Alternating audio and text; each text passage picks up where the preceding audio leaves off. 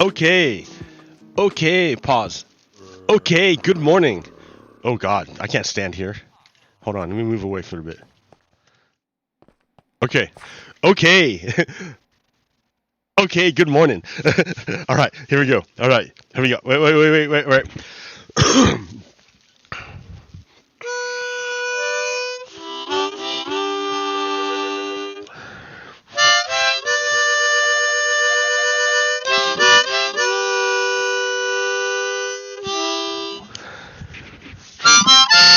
Ooh, ugh.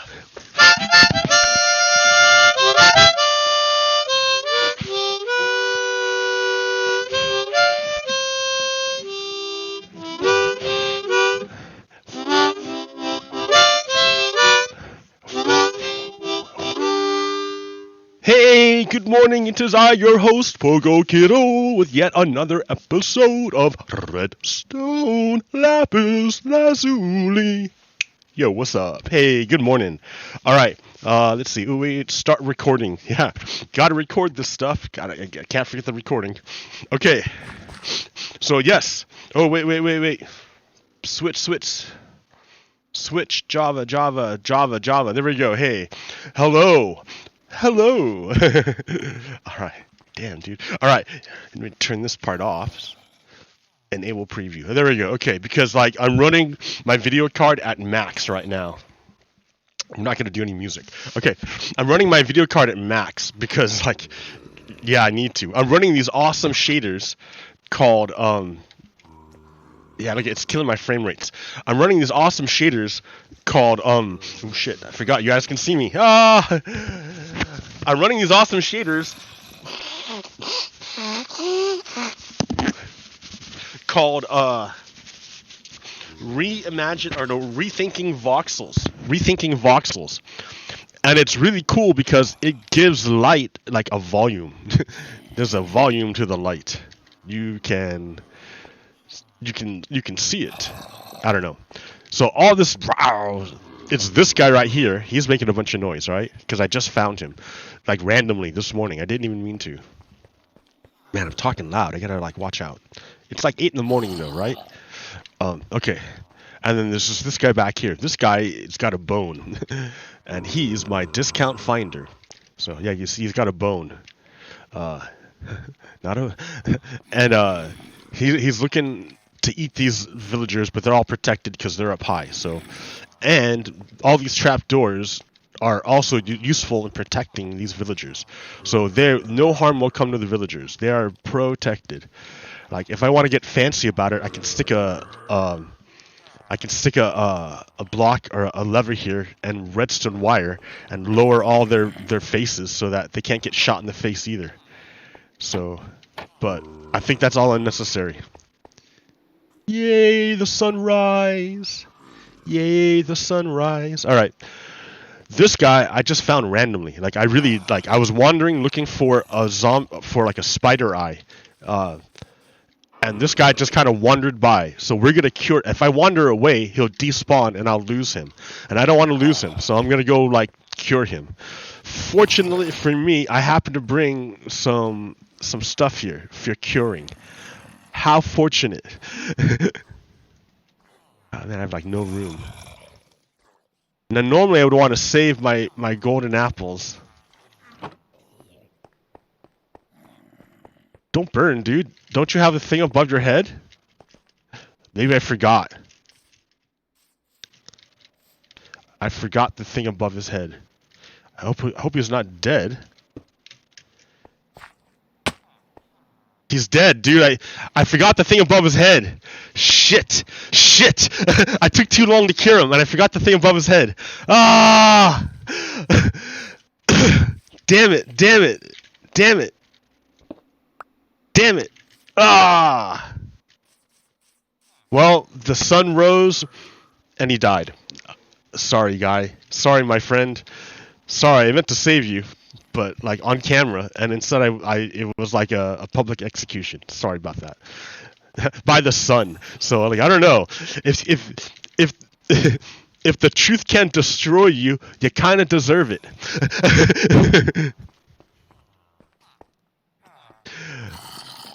Okay. So this is the beginning of my villager trading hall. These guys are way more protected than the guys that were in the apartment building there. I thought the guys in the apartment building were okay, but unbeknownst to me, pillagers can spawn in their bedrooms, and so that's what happened. Like, a pillager spawned in the bedroom and killed everyone, and then twice, right? They spawned in that bedroom as well. So like, I have to be careful because even though I think I'm safe, pillagers will like attack the weakest people. That's the whole point. Okay, yeah, here. Oh yeah, here, the next part. I've been working on the rainbow sheep farm. The rainbow wool farm. And I think I got it. I think it's pretty good. Hey, what happened to my mini map, dude? Oh yeah, I'm this way. Hey, there we go. I have a mini map in the corner. Yeah, so this is my rainbow sheep farm, and like I finally got it finished, the outside of it, or the rest of the building.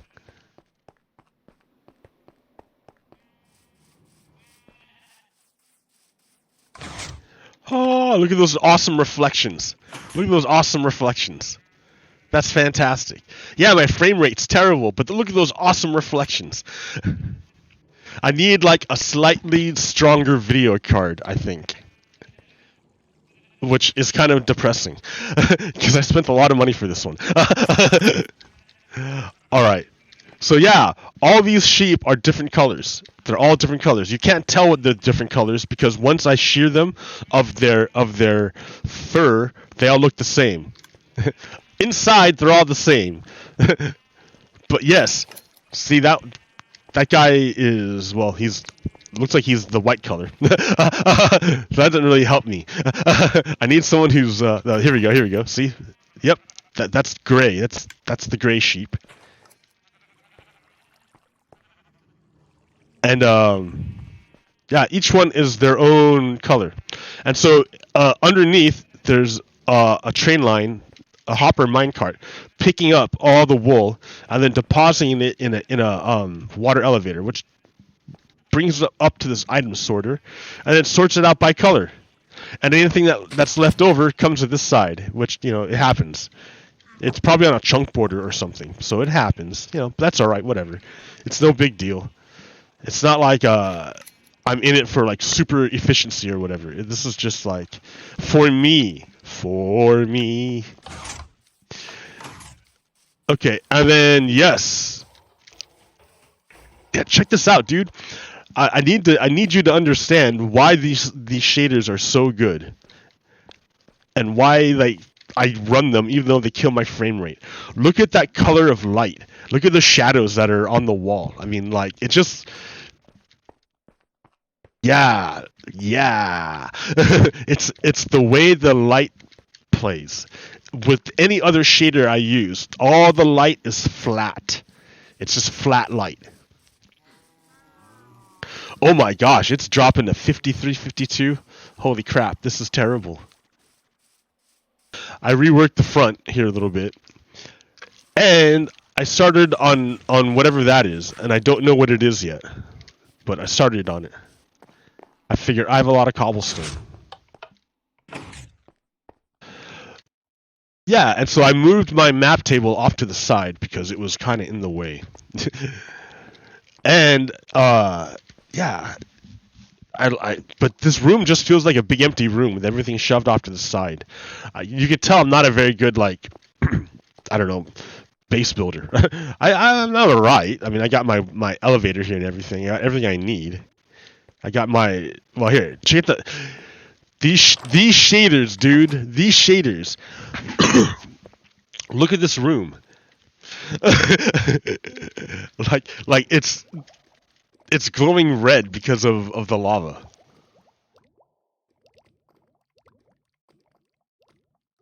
This is the only shaders I can get this to work with. This colored lighting.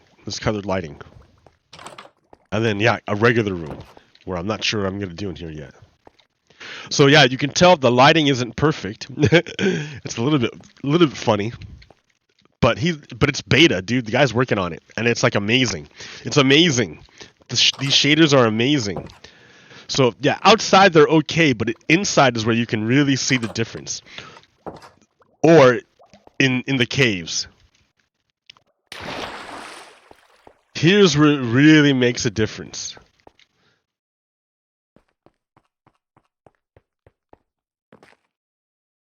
Like the light from all the sources just falls better and makes better shadows.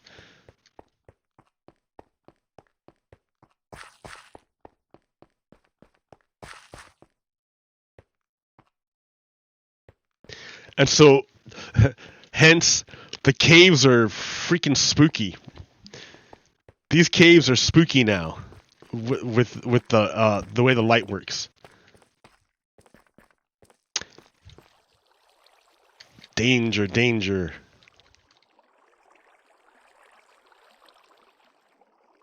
And then I can hold light in my hand.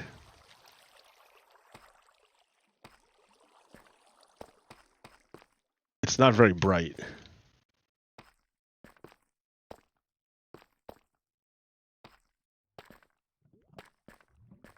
Look at that! Look at that!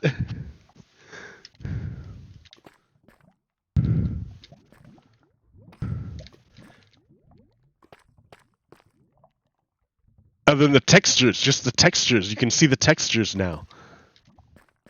Like, I'm not a fan of Deep Slate still, but I just love being able to see the texture of it now. Everything else makes it look flat and shiny, and now I can see texture on it.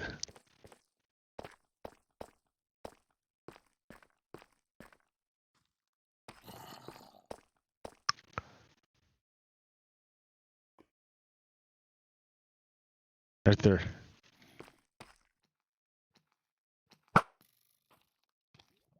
So I got this other mod called the physics mod, which is really cool. I really dig this mod. Ah! Get out of here. Isn't it cool? So yeah, Java Minecraft is like amazing, and the thing that makes it amazing isn't necessarily the game Minecraft itself. Like, it's like the base. The game Minecraft is like the base, and it's all the people who do the work. Oh, that's water. I'm like, what is that? It's all the people who do the work of the mods that really make it amazing. Like, I like Minecraft as it is, right? But then I have this mini-map mod which shows me my coordinates. I have these shaders which make the light act realistic and makes caves spooky again.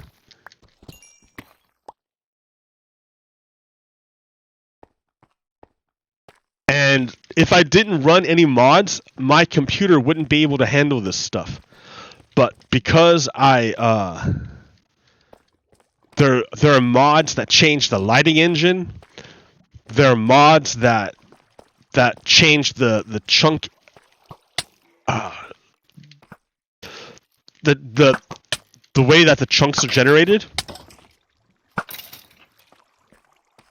Do you see how it just fell over? Ah, stupid skeleton.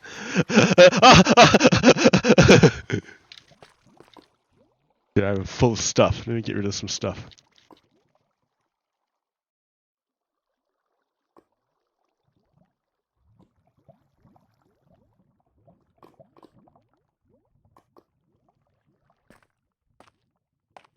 So the mods that other people wrote for free increase the performance of Minecraft so much that I can run like ridiculous things that I couldn't run before. Like, I have such good frame rates.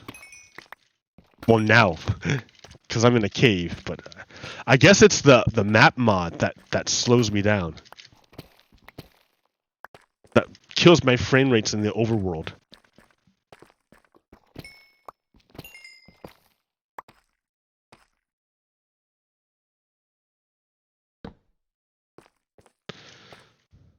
I need to leave torches so I can find my way back.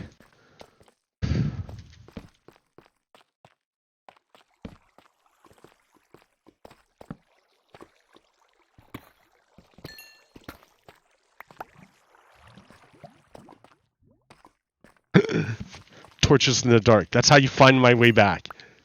I leave torches in the dark. And really, I kind of do that in a lot of ways. Like, how do you learn about something new? You start with what you know, and then you go out from there.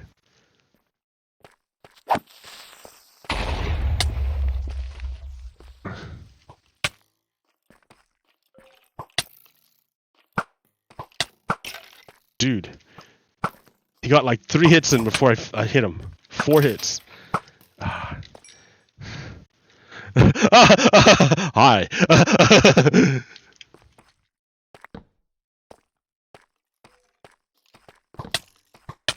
Oh, shitty.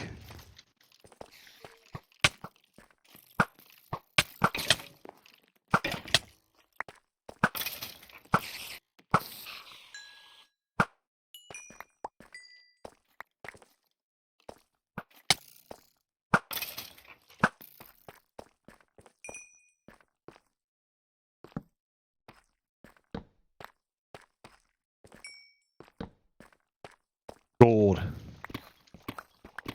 Gold! There's gold in them our hills! So yeah.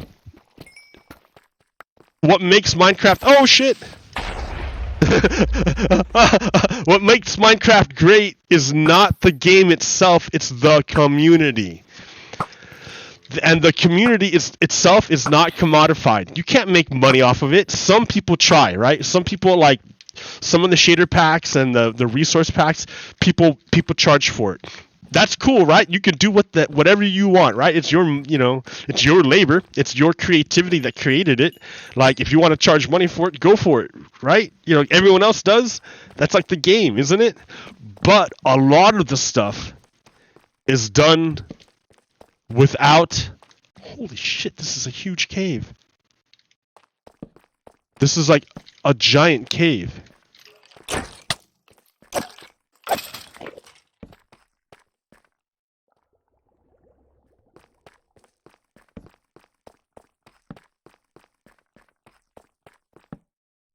I'm gonna run out of torches, man.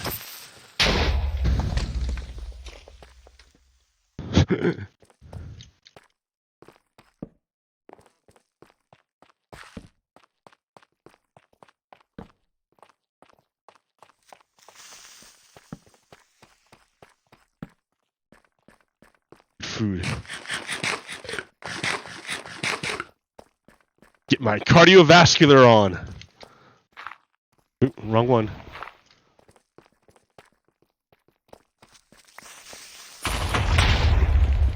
Ha ha ha.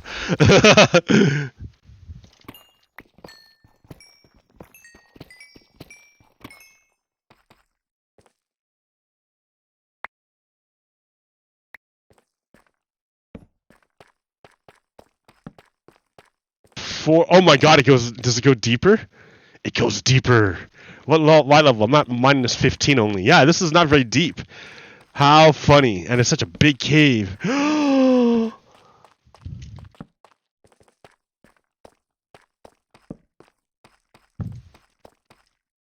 4 torches left.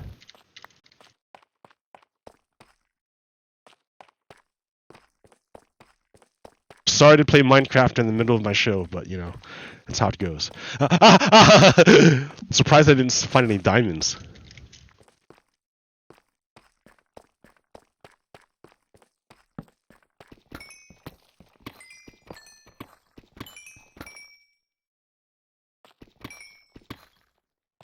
You cannot pick it up. Ditch something. Alright. Yeah, this is only like halfway down.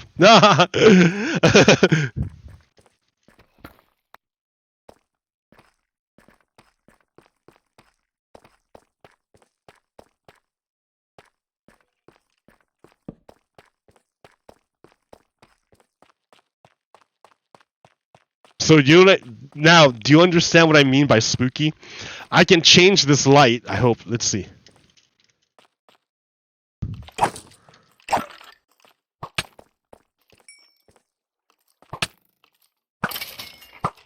Let me change the lighting, and I'll show you what I mean by, like, this is spooky.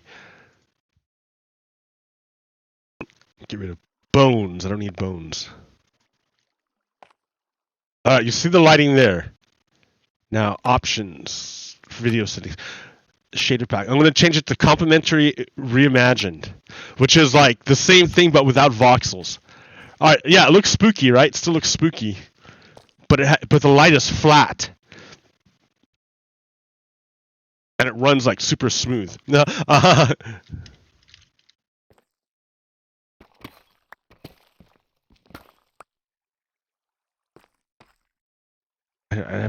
I can't see.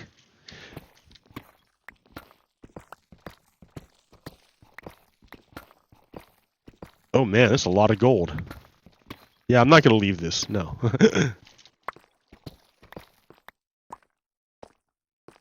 Okay, yeah, sure, it's easier to see, sure.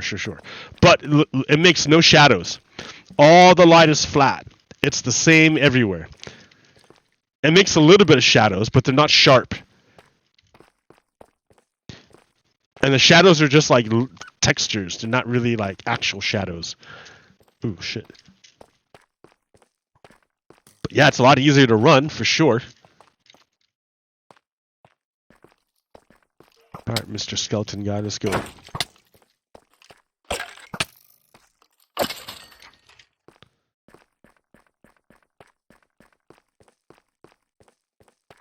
Alright, now I've got to get home. Let me just get home, and then we'll talk. We'll talk.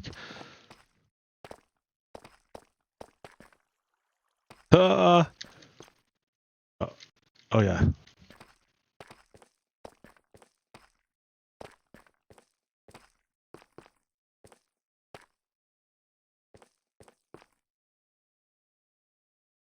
Can I throw anything out? Yeah, deep slate.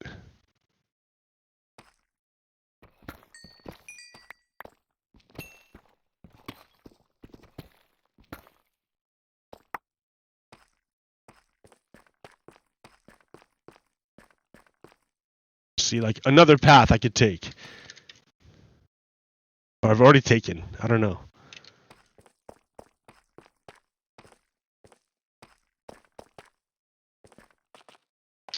Like, it's just not the same. It's just not the same. Sure, it's all smooth and easy to see, but the feeling is gone. The feeling. Yeah, it's just flat light.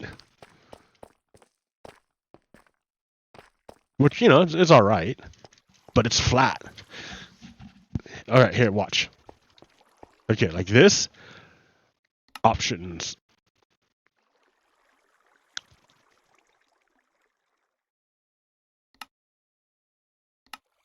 Or this. It just looks more natural. Like, look at how that torch lights up the wall over there.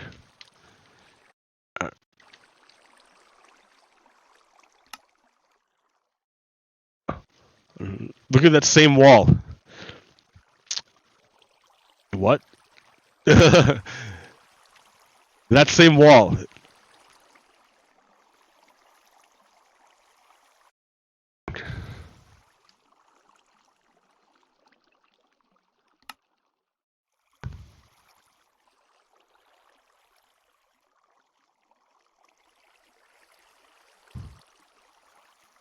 I don't know. Maybe. I don't know. I just see softer shadows. And better lighting. It's spooky. And I'm holding a light, so let me get rid of that.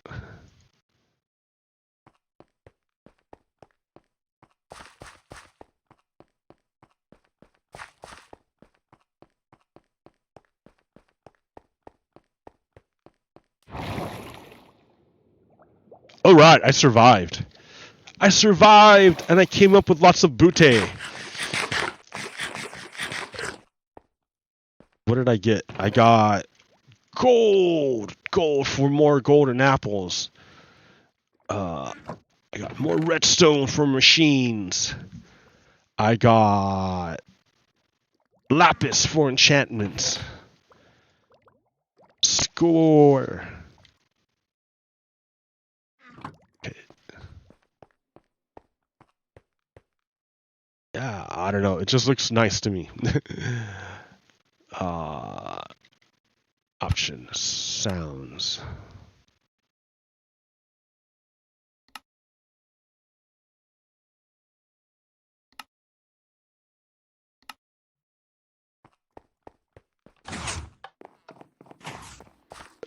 I redesigned this to have trapdoors on the side so that if any monsters come next time to harass me, they're gonna fall off. Yay! Which is the point of having a drawbridge, right? Well, it's not really a drawbridge, but yeah, it was my original reason for building a house on the other side of a big crack, so that foolish people would fall off the. These look like solid blocks. All of these look like solid blocks to mobs.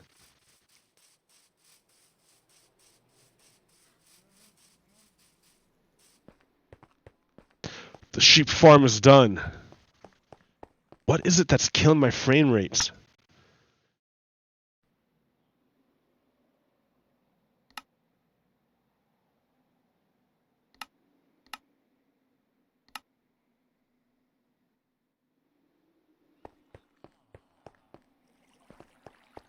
It's not much better. Ah!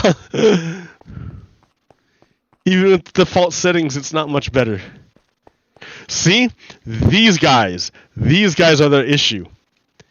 Those guys. If I kill the guy with the banner, he gives me a debuff called Bad Omen.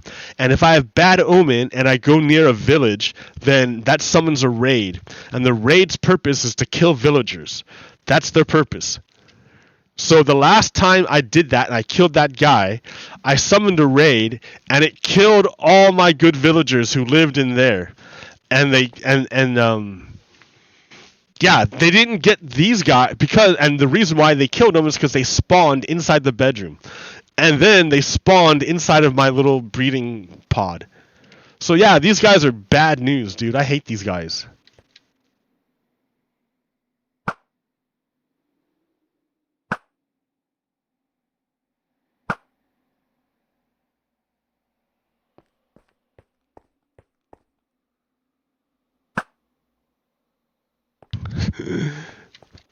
Both your guys are gone. Give up. And then there's more back there, you see? But they got stuck.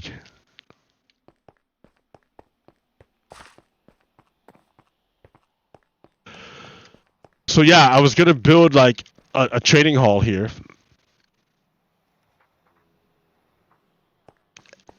And that way, if I die, I can easily bring myself back to continue building upon this world.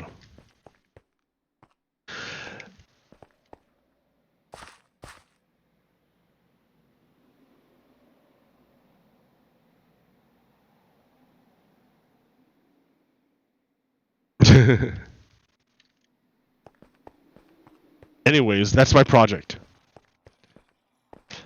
I think I'll have to enclose this in a building to protect the people eventually. With the zombie right behind them. Ah!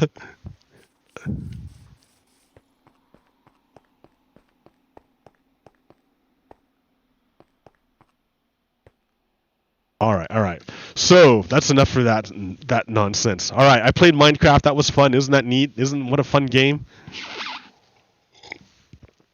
Pretty impressive. Pretty amazing.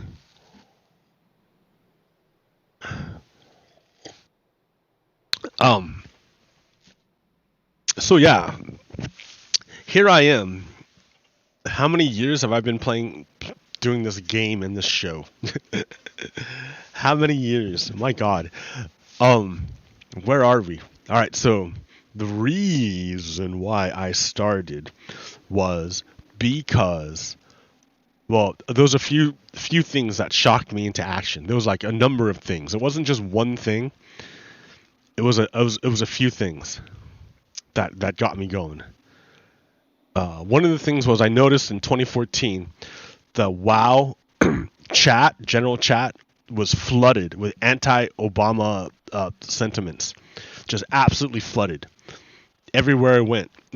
in World of Warcraft, it was anti-Obama stuff, and it was weird. It was weird how much there was like anti-Obama stuff. So I just started pushing back against it, just to and then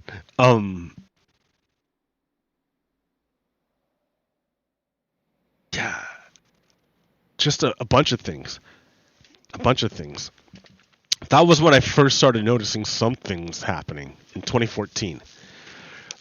And then 2016, 2017, Donald Trump won the presidency, and I saw that Rudy Giuliani had contacts inside the FBI, and like days before Comey released or reopened the Clinton memo. So I thought, oh man, there must be like a bad faction inside the FBI. And then Donald Trump took office, and like I freaked out because I saw all the things he did, like fire Sally Yates because Sally Yates kept pointing out that one of his top people was a spy, Michael Flynn. And then he fired Comey because Comey wouldn't stop the Russia investigation. Then he invited the Russian diplomats inside the White House.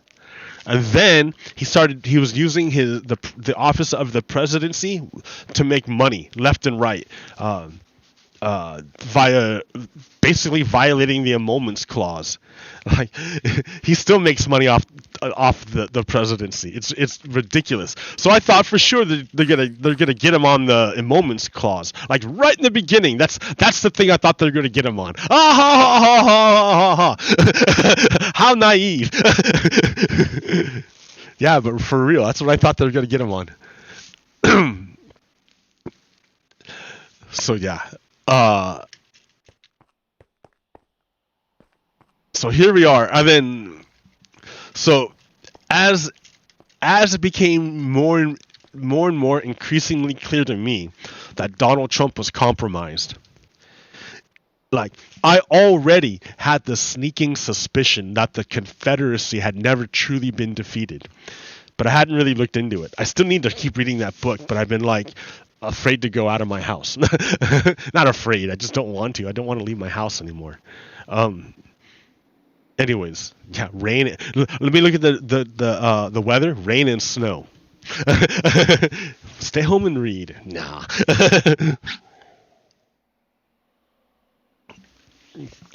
And I started to like, it started to dawn on me that everything started to coalesce. The understanding that there was like the Confederacy was never defeated. And then like earlier when I lived in Reno, that's when I finally not finally understood, but I came to better appreciate the obstacles faced by Black Americans. I don't think I really truly appreciated it until I had Black neighbors. I had a Black neighbor. I didn't really appreciate like the troubles that they go through just because they're Black. People are Black. Like, so I understood that, and then I come to understand like a bunch of things. I don't know, and it just spurred me to action. In a Starbucks, I exploded at a guy who kept spouting to me like fascist stuff, basically. But back then, no one understood it was. I mean, I understood it was fascist, but no one else understood it was fascist. So I started flipping out at some old guy in a Starbucks twice until they kicked me out, and then I flipped out at old people at a McDonald's. And I brought a sign in saying that Donald Trump was a traitor because I was trying to explain to them that Donald Trump was literally a traitor, and like he did the Helsinki. Then he did the Helsinki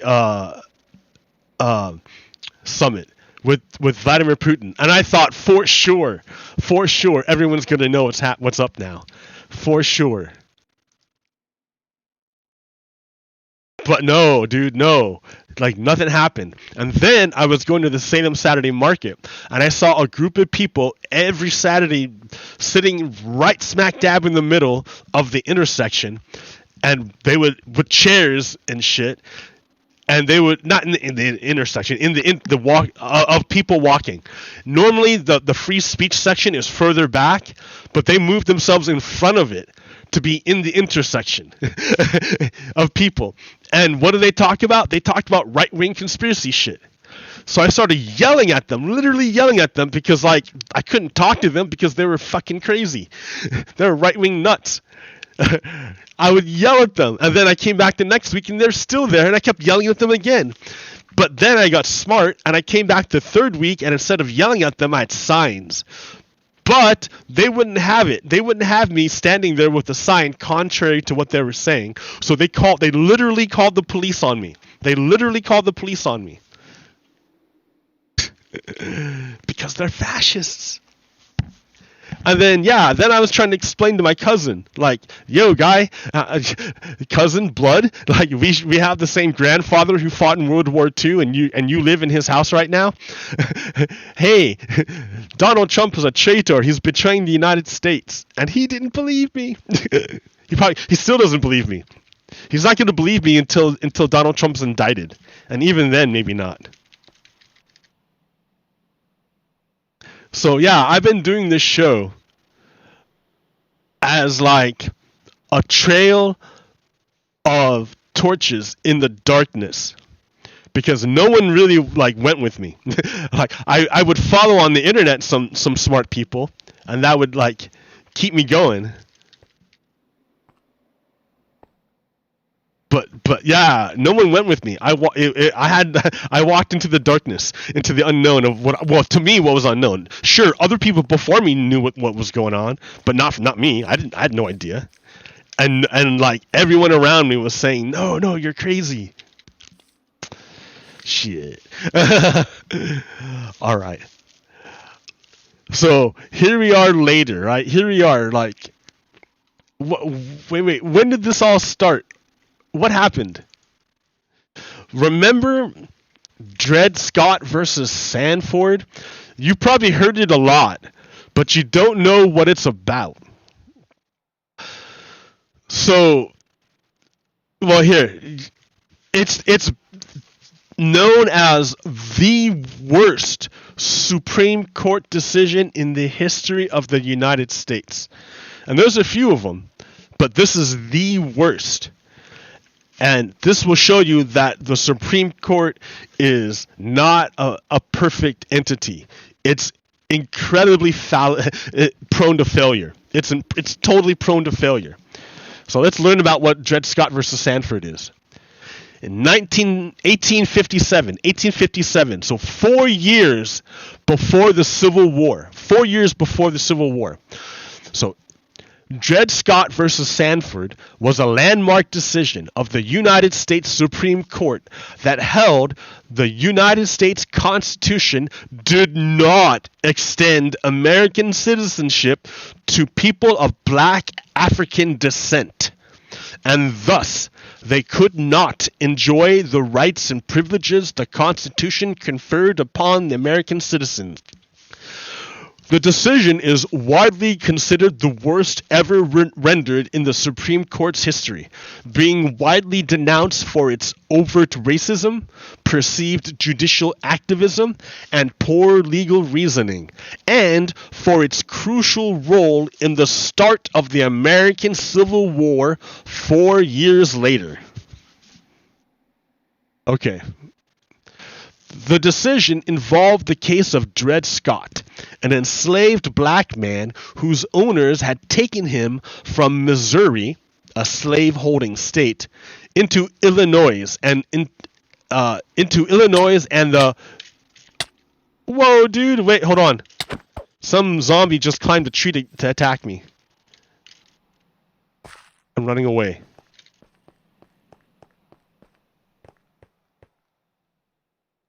Okay. Hold on. So you can see what I'm talking about. I'm not crazy.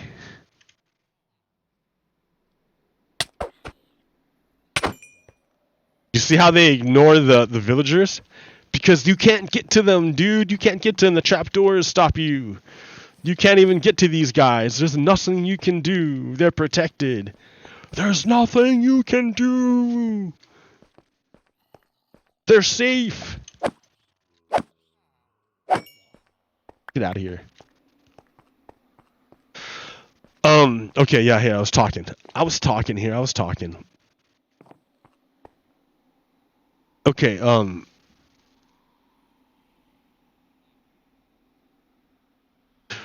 let me repeat that. The decision involved the case of Dred Scott, an enslaved black... Oh, shit, hold on.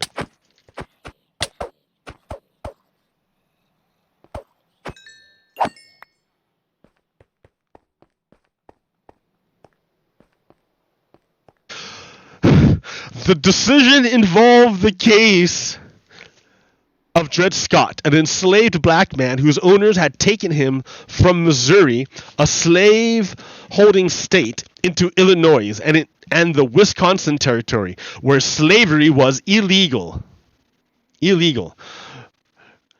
When his owners later brought him back to Missouri, Scott sued for his freedom and claimed that because he had been taken into free U.S. territory, he had automatically been freed and was legally no longer a slave.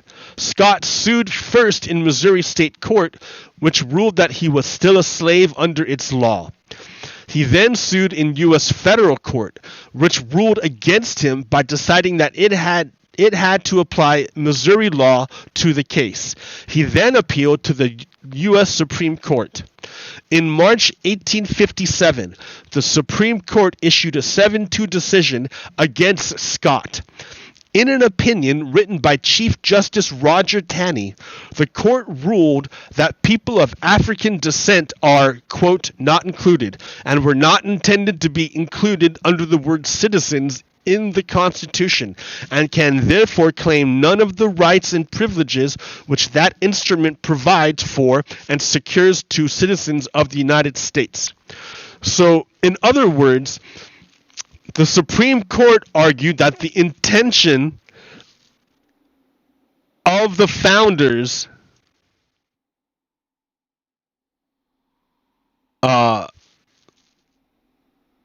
did not intend to include people of African descent. And it's the worst decision ever, because nowhere in the Constitution does it say only for white people. The only time I think they make a reference to enslaved people is for the 3/5 compromise, which is pretty terrible, which is like really, really bad.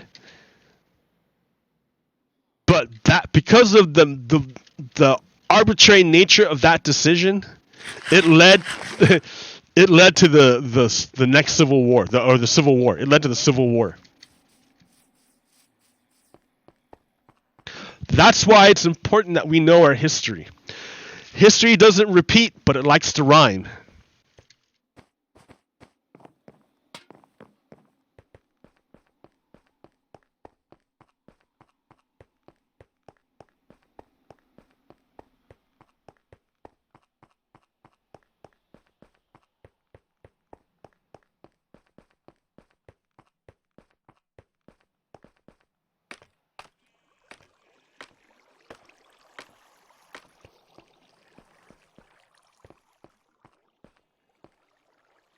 All right, what else we got?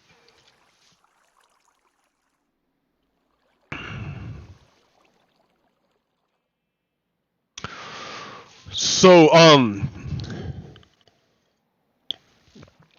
yeah, here we are, years later, and there's been multiple government reports, all this evidence released, people convicted and imprisoned, and then pardoned, but still convicted of crimes.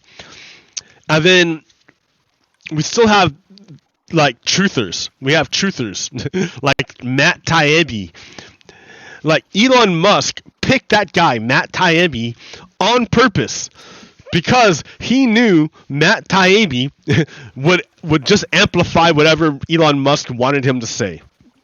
And that's what Matt Taibbi did. He wrote like a bunch of Twitter tweets. He got access to certain Twitter files to paint a certain picture that he agreed to paint for Elon Musk. But it was a bad picture because it's not based on truth. It was based on manipulation. And a lot of the stuff was like common sense. Like conservatives want to say that removing the dick pics of Hunter Biden was like some kind of special thing. But it's U.S. law that they're not allowed to spread revenge porn. And that's what Hunter Biden dick pics are. They're revenge porn. It's revenge porn. It's like, who knows if they're even real? Like, they came off of Rudy Giuliani's hard drive, which was given to him by some Russians.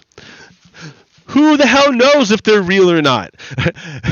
So it's like, it's a bunch of Russian disinformation, and it's hilarious. But Matt Taibbi is a useful tool who will echo whatever his handlers want him to echo. So he came before the House committee and testified, but it was kind of crazy. Like he's not really a journalist. He's just an echo. He's just a mouthpiece. Indictment, by the way. You should go read the indictment and then come back and tell us if you actually think there's no proof of it. Well, but let me move on. Let me move on, please. By the way, when please let me move on. That's how this works. You should know that by now.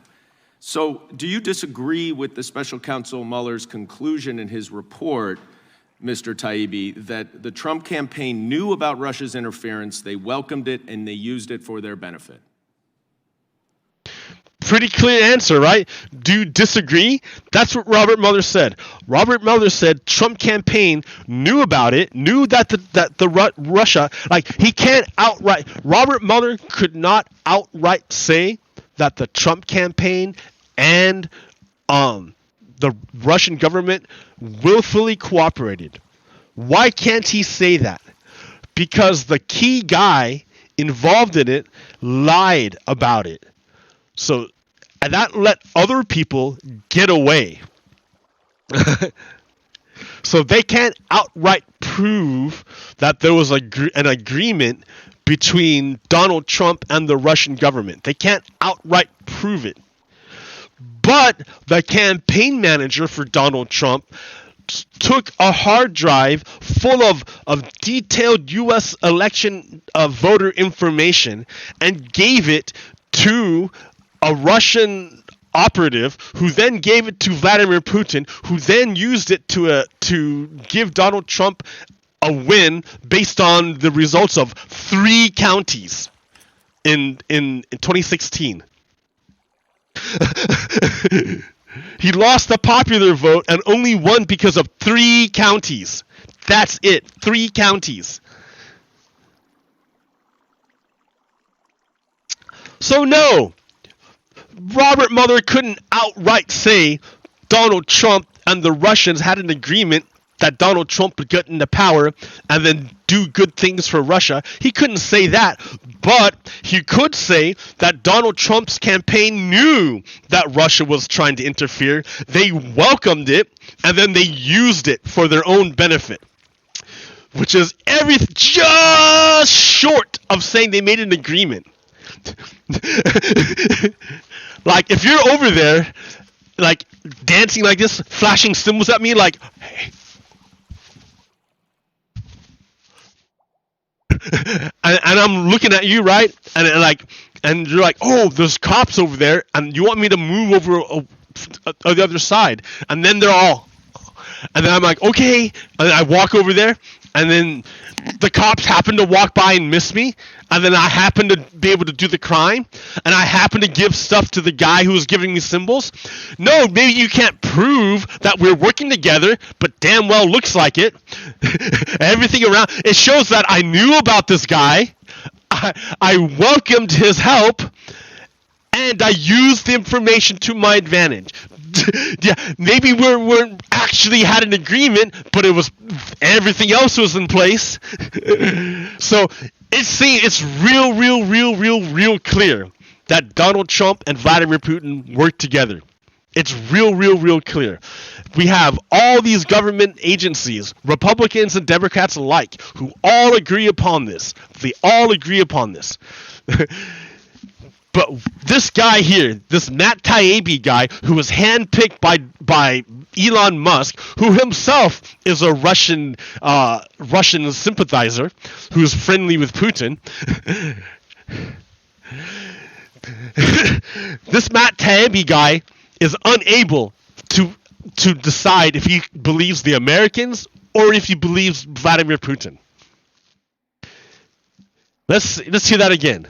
Some of those, let me move on, please. By the way, when please let me move on. That's how this works. You should know that by now. So, do you disagree with the special counsel Mueller's conclusion in his report, Mr. Taibbi, that the Trump campaign knew about Russia's interference, they welcomed it, and they used it for their benefit? Everything, just short of saying they had an agreement. Just short of saying they had an agreement. You have no reason to disagree with that, don't you? You have no information. So after...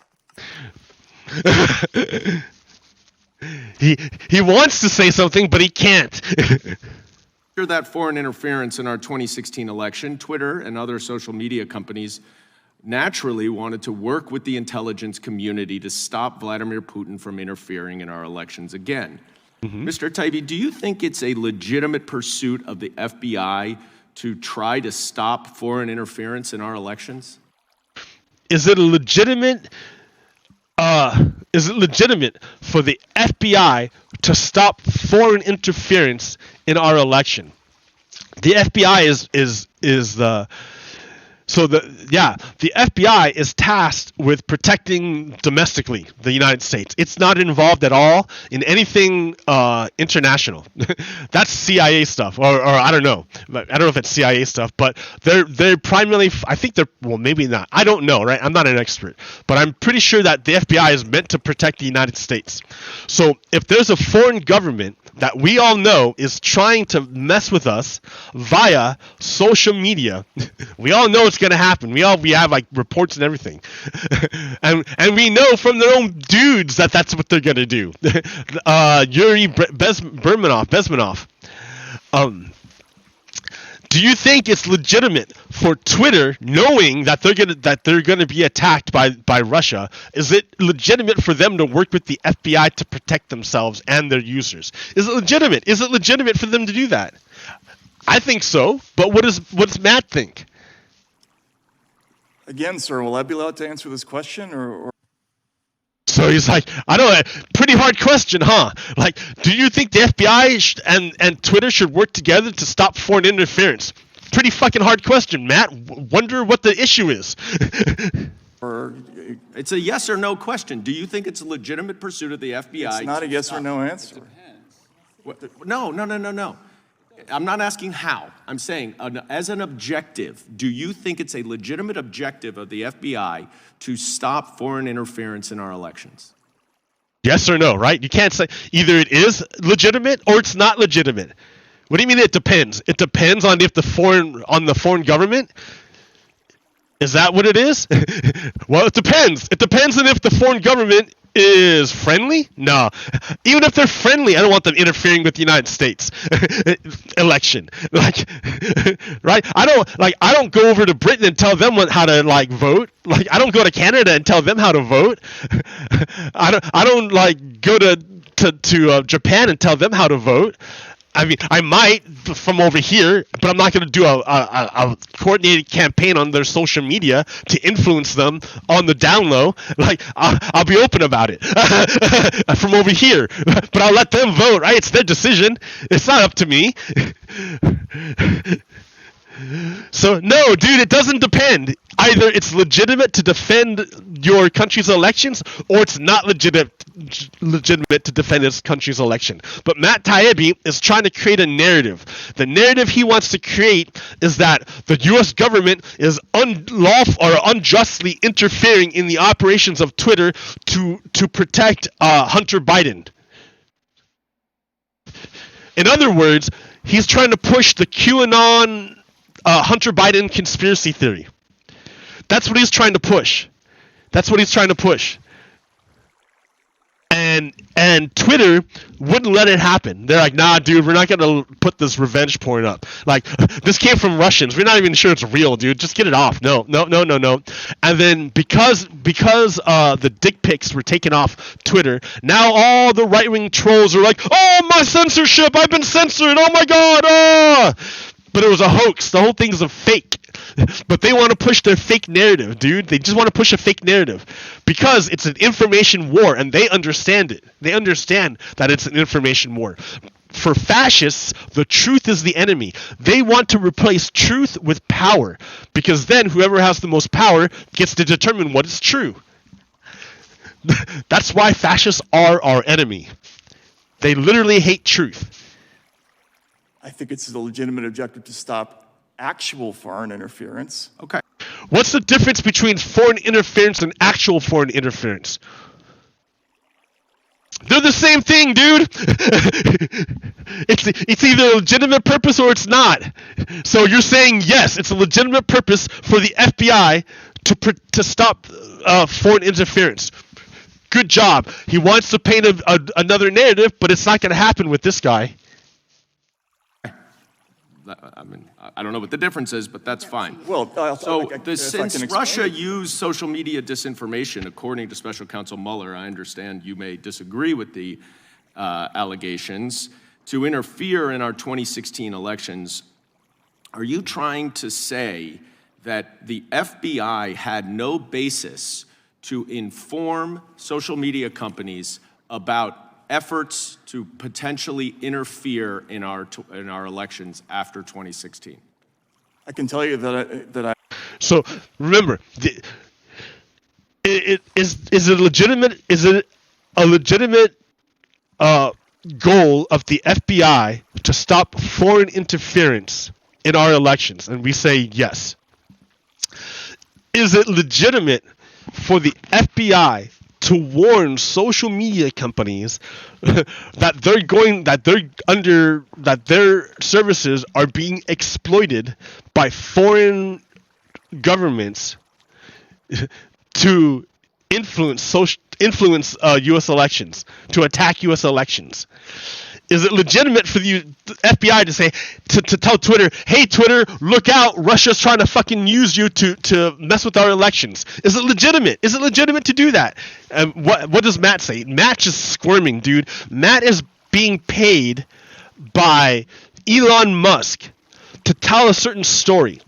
And the story is not sticking. But he has to like know, even if the facts don't agree with him, he's being paid to tell a story, so he's going to tell that his fake story. That's what this is about. He's squirming because he can't face the facts.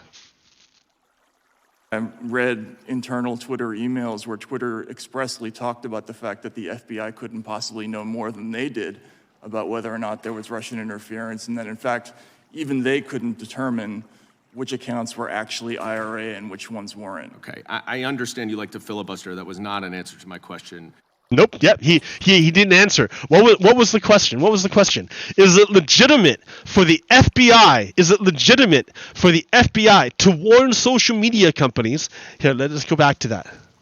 To interfere in our 2016 election. Actual foreign interference. Okay.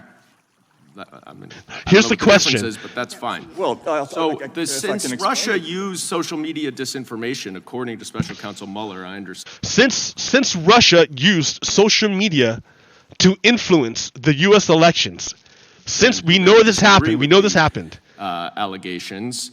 We know that Russia used social media to influence U.S. elections. Since we know that, to interfere in our 2016 elections, are you trying to say that the FBI had no basis to inform social media companies about efforts to potentially interfere in our elections after 2016? That's what Matt Taibbi is exactly saying. Matt Taibbi is saying that the FBI had no basis to tell Twitter, "Hey guys, watch out! Russia's gonna use you guys to interfere in the election." That's what Matt Taibbi wants to say through his little Twitter files thing. And that's what Elon Musk wants to say. Why does Elon Musk want to say that? Because Elon Musk wants to absolve Vladimir Putin of everything. It's so dumb, dude. It's so dumb. So the question was, the question is to clarify. He's saying, Matt Taibbi, are you telling me that the FBI had no basis to warn Twitter that Russia was going to use Twitter to attack the United States election? Is that what you're trying to say? And then Matt Taibbi doesn't answer. He doesn't answer. He just goes off in some random thing. What does he talk about? I don't know. I don't know what he talks about. He talks about, I forgot. So the question was, is it legitimate? Is there basis? Is there a reason for the FBI to warn Twitter that they're going to be used to attack the U.S. elections from a foreign government? Is there a good reason for Twitter to do this? Matt Taibbi is saying that no, just because Twitter was being used by Russia to attack the U.S. elections doesn't mean the FBI should warn Twitter. So I don't even want to hear him.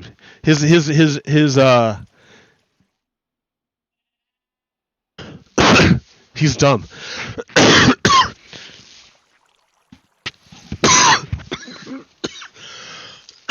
Sorry.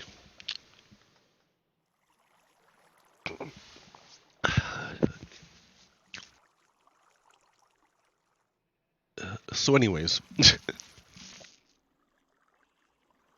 So they're trying to rewrite history. Right now I'm watching the rest of the Proud Boy trial. And they're getting to the point where the actual day of they spent forever on text messages and meetings and parlor messages, forever on that stuff. And I think the government spent so much time on that stuff to show that the Proud Boys had a network and that there was a plan and that they were working a lot with and that they had ties with Donald Trump.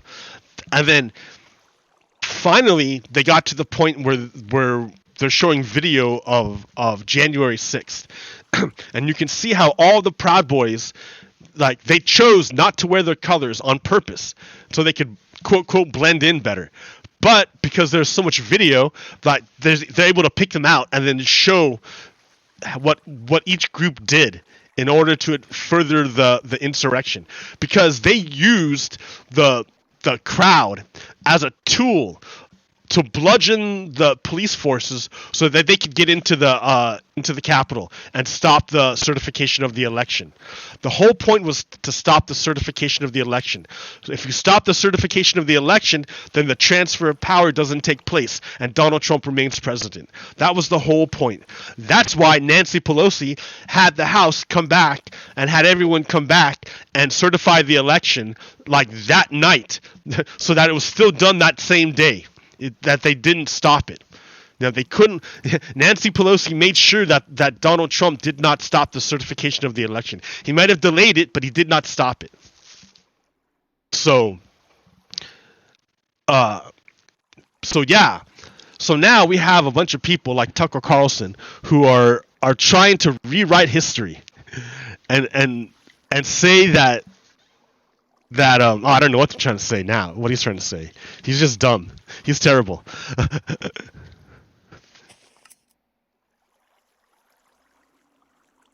But the thing is that, like, for a long time I was focused on Donald Trump, but I got too focused on him. Like, yes, it's important that we bring Donald Trump to trial and that he goes to prison. It's important to hold the leaders accountable. It's important that we do so.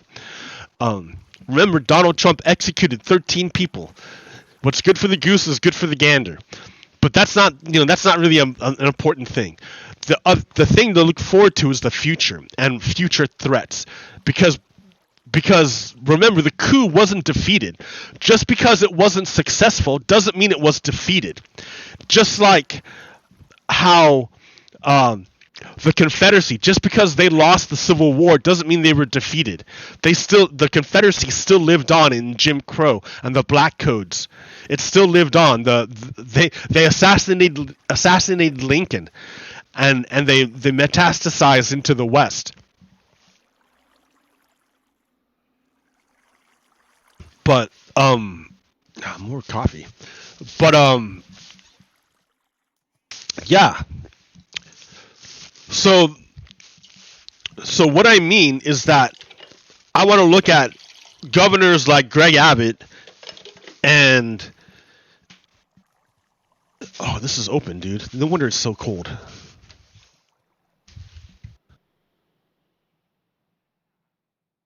Governors like Greg Abbott and Ron DeSantis. They are like proto-Nazis. Literally proto-Nazis. The things that Ron DeSantis champions are the same things that Hitler championed. He bans books. He closes universities that don't repeat the things that he wants the universities to say. He attacks all the education so that people's thoughts are narrowed, which is what fascism does. And he scapegoats. The big thing he does is he scapegoats. Like he's always going after Black Americans. But yeah, the latest one to go after now are trans Americans. He's focused really tightly on trans Americans. And I don't understand why. I do understand why. Because he perceives trans Americans as a marginalized group that he can other in order to display his power and gather more fascists to his cause.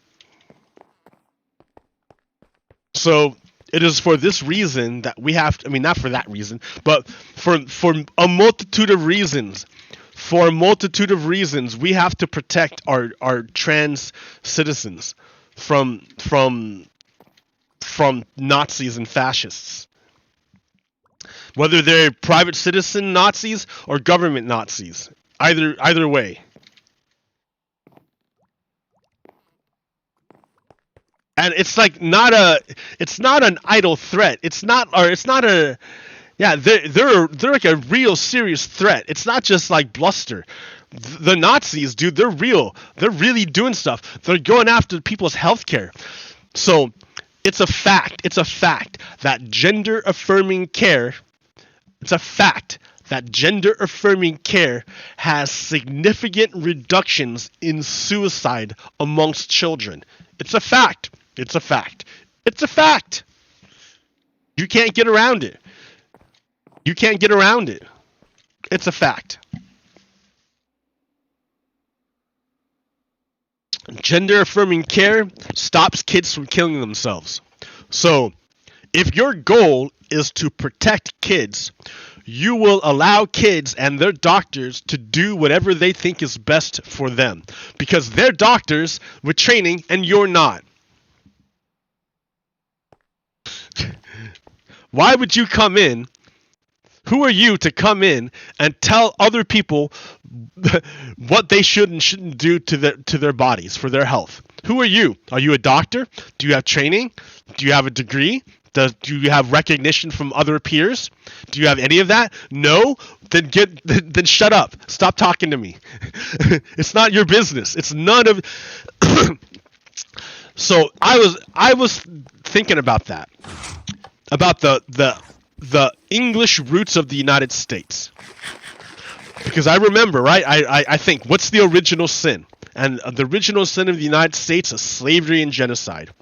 Well, but remember, the United States didn't appear here in America spontaneously. It wasn't a natural outgrowth of America. The United States wasn't a natural outgrowth of America. The United States was implanted from outside. It was implanted from outside, and from a number of European countries, but primarily England. It was England. So naturally, the things we have inside the United States come from, a lot of the things come from where we came from. Just like a parent, like a child, inherits a lot of things from their parent. Like, our legal system was based on English common law.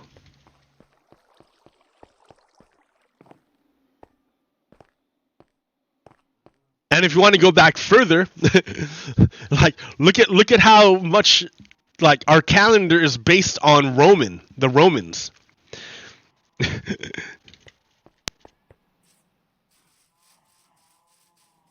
And our philosophy is based on the Greeks. Well, the USA.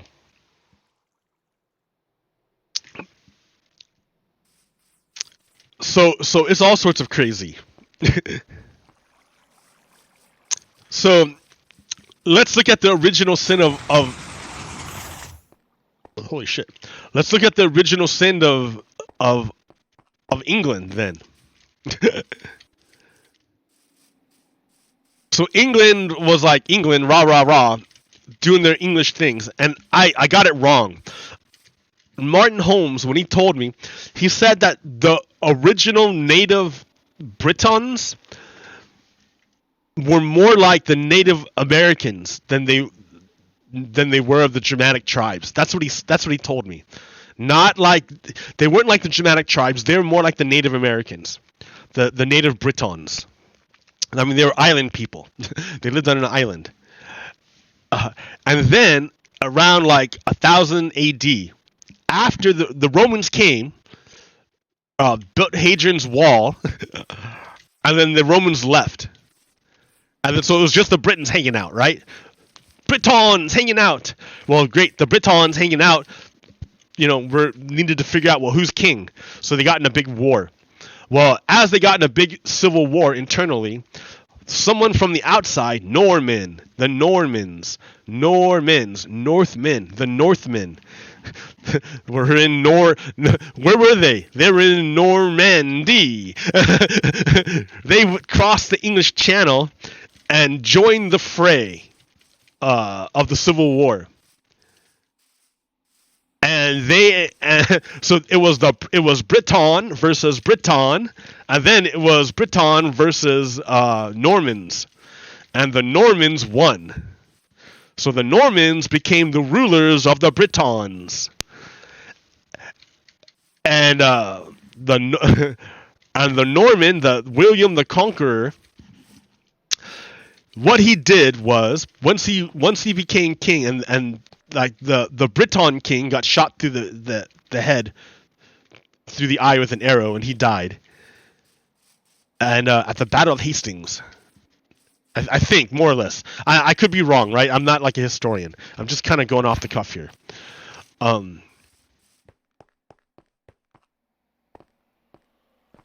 And William the Conqueror became the ruler, right? So this Norman from outside of Britain, so this dude from another place, not from Britain, became the ruler of Britain and said, "Hey, all you surviving kinsmen of the king, like, who could be a threat to me, I'm going to make you into slave labor, and you're going to build me a castle right here, so that if you or your kinsmen ever try to kill me, I have a strong point to kill all you again.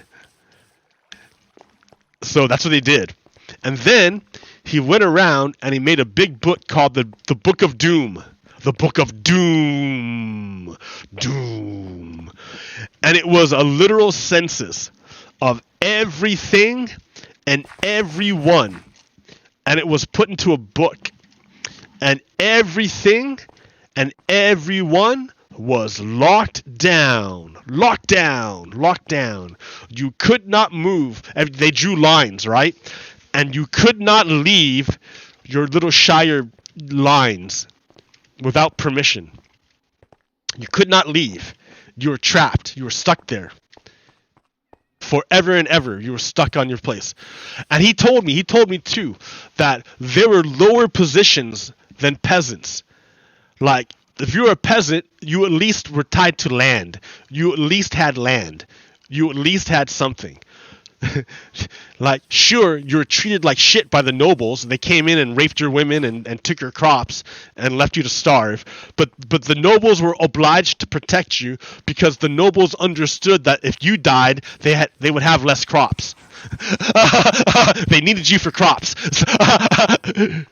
And God got and the reason and the aristocracy is like, well, the whole reason why we're aristocrats is because God said so, and God said take care of your peasants. So we kind of have to take care of peasants in order to be an aristocracy. Right. But I guess there were lower positions where you had than a peasant, where you had no land and you had no protections from nobles. You were a slave, basically, an outcast, a merry man, an outlaw.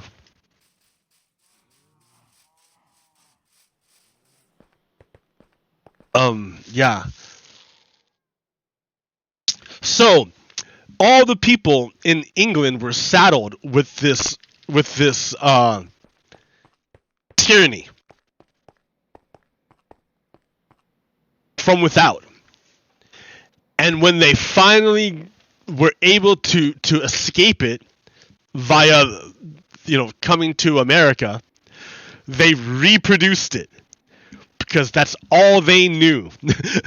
They were just like running away from the tyranny that enslaved them, but by doing so, they like reproduced it.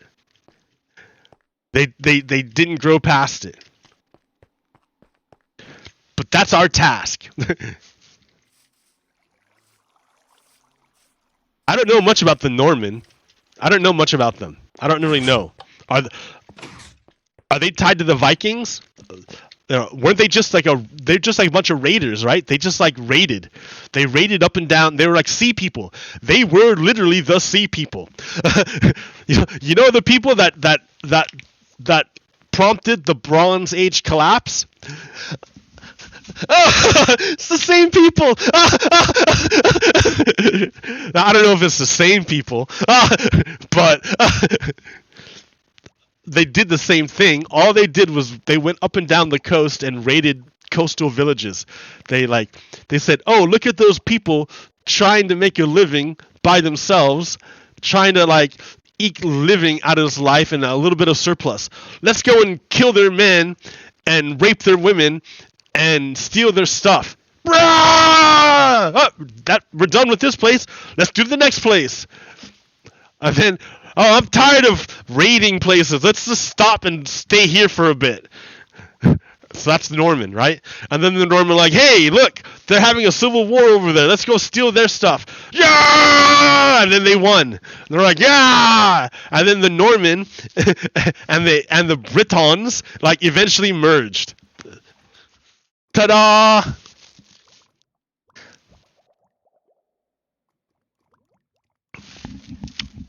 So, what I thought was the original sin of America is actually based in William the Conqueror's,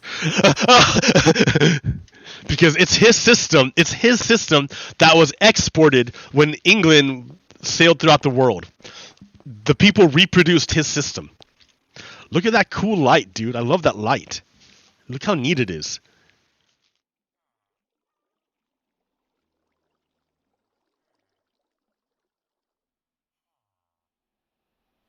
So it's our task to create a better system. And our founders did the work, I guess, but they only went part way. They didn't go all the way. All the way! Ow.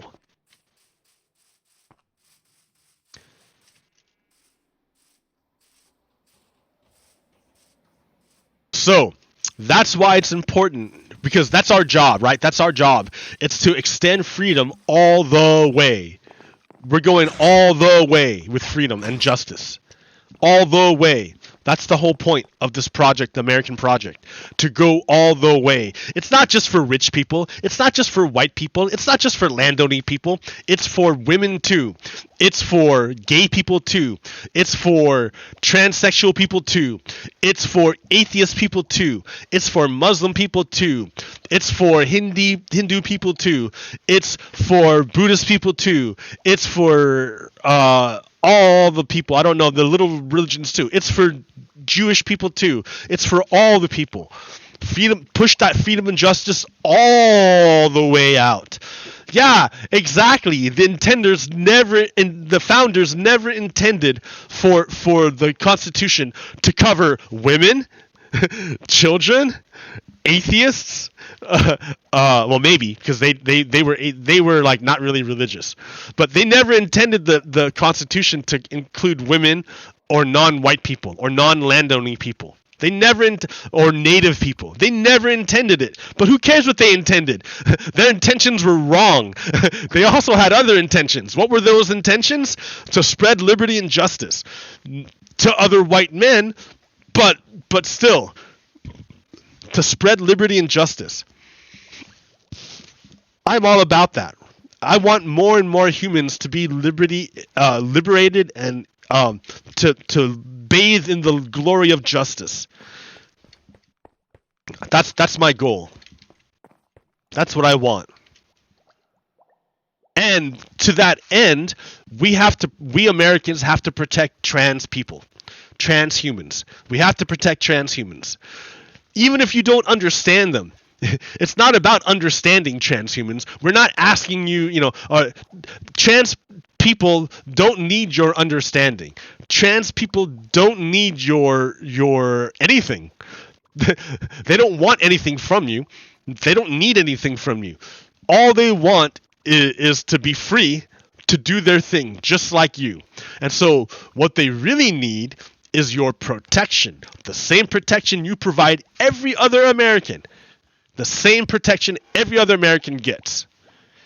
To that end, there are bad people who are Nazis who are trying to enforce their religion, their religion and their view, and say that if you don't prescribe to their view, they're going to do violence upon you. And it's not just me talking blah blah blah. It literally happens. Watch what happened in Sacramento. Oh shit, he's got a gun!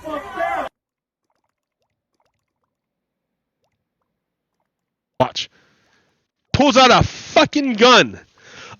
And points it at people. Why? Why? What threat? There was no threat. None whatsoever. She did that as a display of power. She pointed at people as a display of power. Because why? Because she's a white supremacist fascist. That's what they're about, dude. That's what they're about. Violence. So that's the kind of thing that trans people and gay people and just anyone who's not like cisgendered, which is like heteronormative, which is like, your typical, anyone who's not the ideal version that's pushed forward by white evangelical conservatives, they look at as enemies. which is not true, right? Look at the United States. We are a multitude of colors and beliefs and preferences. There is no one right way. And anyone who tells you that there's only one right way and says, if you don't follow my one right way, I'll do violence upon you, they're anti-American. I mean, I'm trying to repeat and get into your heads the American project. And the shit being pushed out by Tucker Carlson is the exact opposite of the American project.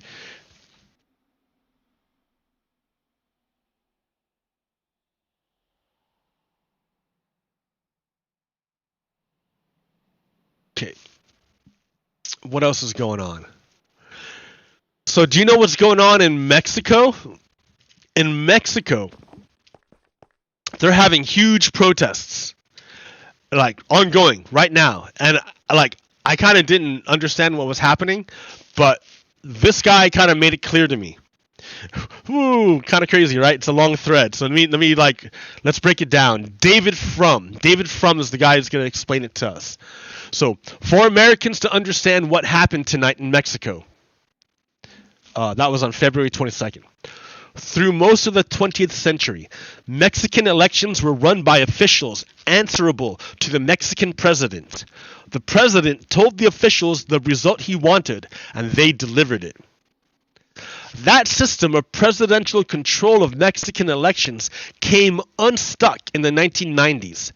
An independent agency was created to run elections. It started small, but it grew. By the 2000s, Mexican elections were as fair and honest as any in the world. All of this was the achievement of the body known since 2014 as the National Electoral Institute, INE. Mexican President López Obrador hates the INE, partly because of petty personal grudges, but mostly because he wants to revert to the bad old days of presidentially directed elections. López Obrador has tried different schemes to pervert honest elections. The law he crammed through the Mexican Senate tonight effectively destroys INE's local presence in Mexico's approximately 900 polling places. The effect of this law, it's grotesque to call it reform, will be to put presidentially dependent local officials back in charge, as in the bad old days of the Mexican one-party state. President López Obrador probably won't dare try re-election for himself in 2024. That taboo is probably too strong even for him to defy. But he will want a complacent successor, and now he has the means to ensure one: presidential control of the election machinery. Then, once he has installed a compliant successor, he has two further weapons of control over that person.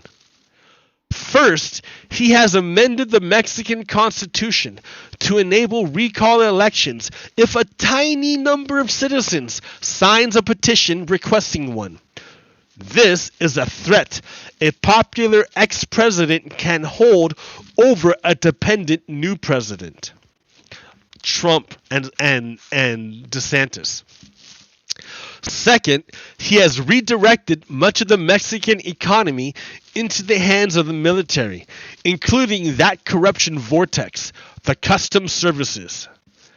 There are a lot of generals and admirals who will owe their fortunes to López Obrador, and over whom he will hold dirty secrets. Almost every Mexican president since Plutarco Calles in the 1920s has aspired to extend his power beyond his legal term. López Obrador has found a method to do so. Given the weakness of other Mexican institutions, continued control of the presidency means continued control of the Mexican state. But here's the alarm for all North Americans. The Mexican state is disintegrating. López Obrador's bid for extended power will discredit his designated successor. The power of the state will weaken further.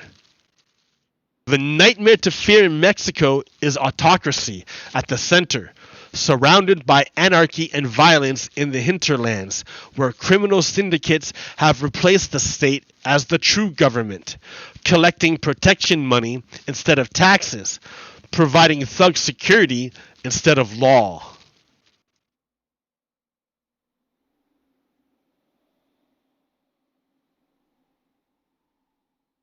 That whimsical airport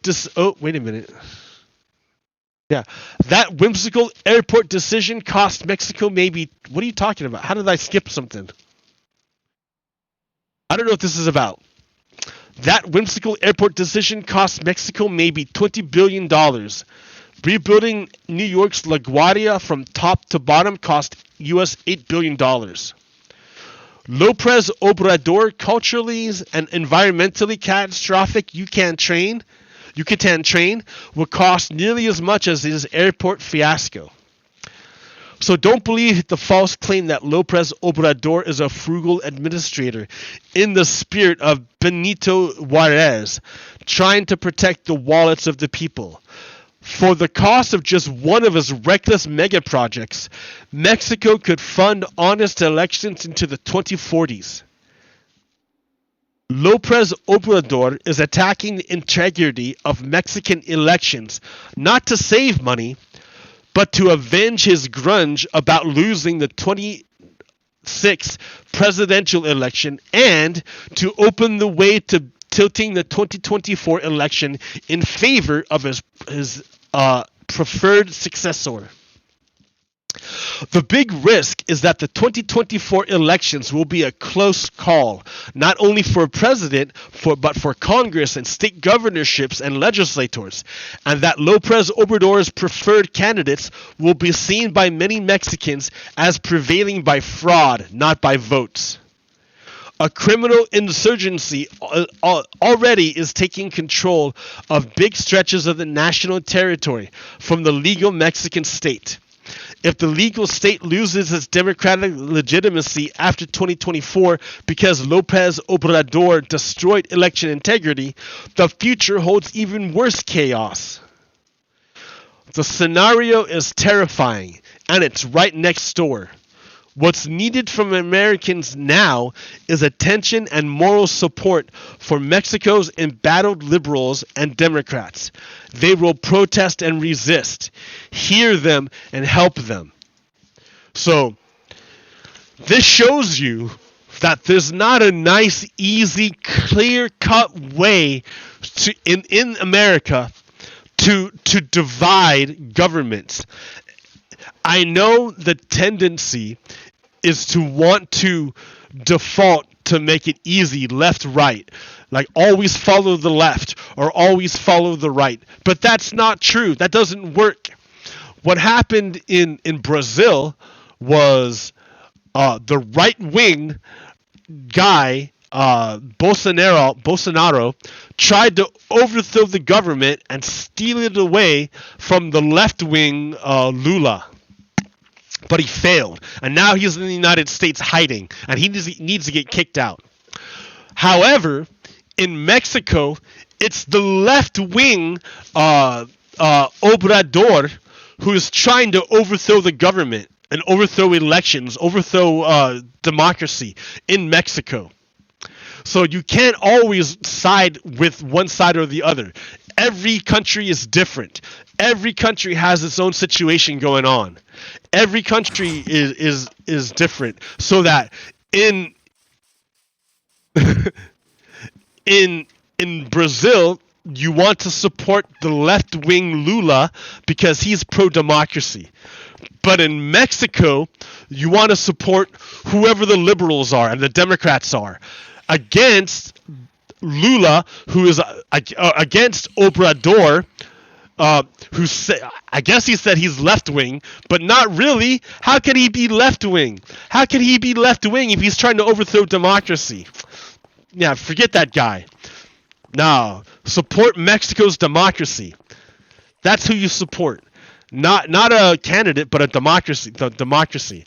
And if Obrador is threatening Mexico's democracy, he is the enemy.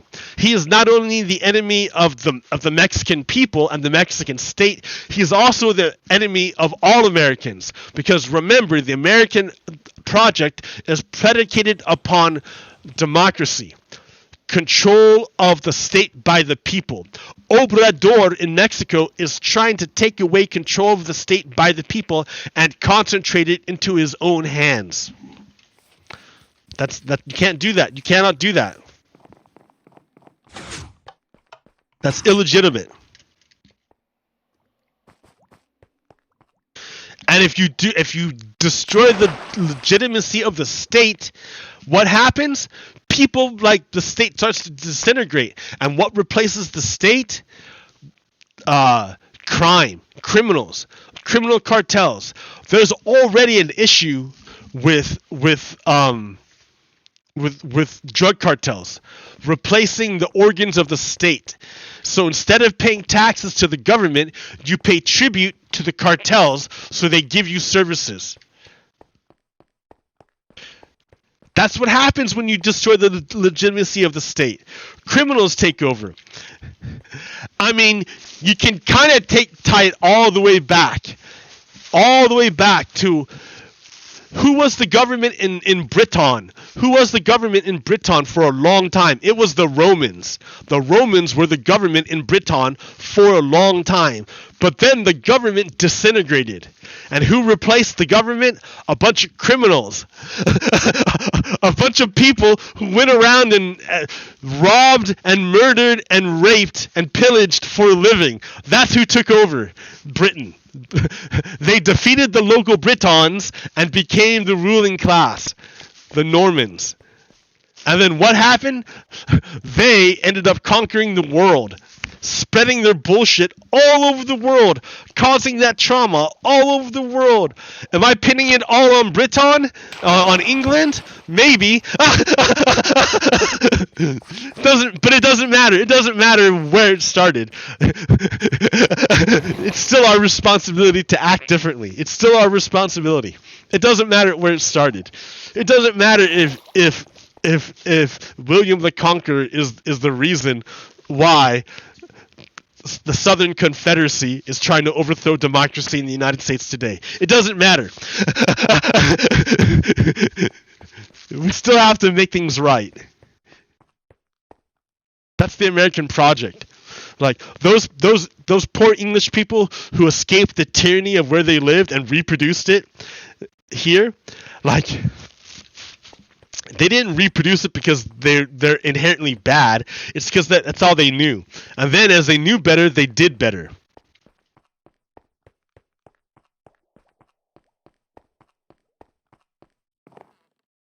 Redemption. Redemption is possible.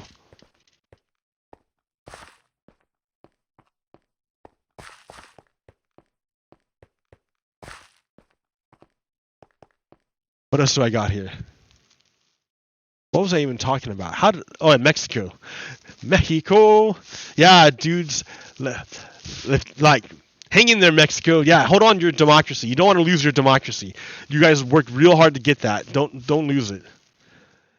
Here, you want to see an example of losing democracy? In Thailand, a man was just sentenced to 2 years by Sir McLaughlin. A man was just sentenced to 2 years in prison under Thailand's lèse majesté law for selling calendars that featured satirical cartoons of yellow ducks that a court said mocked the king.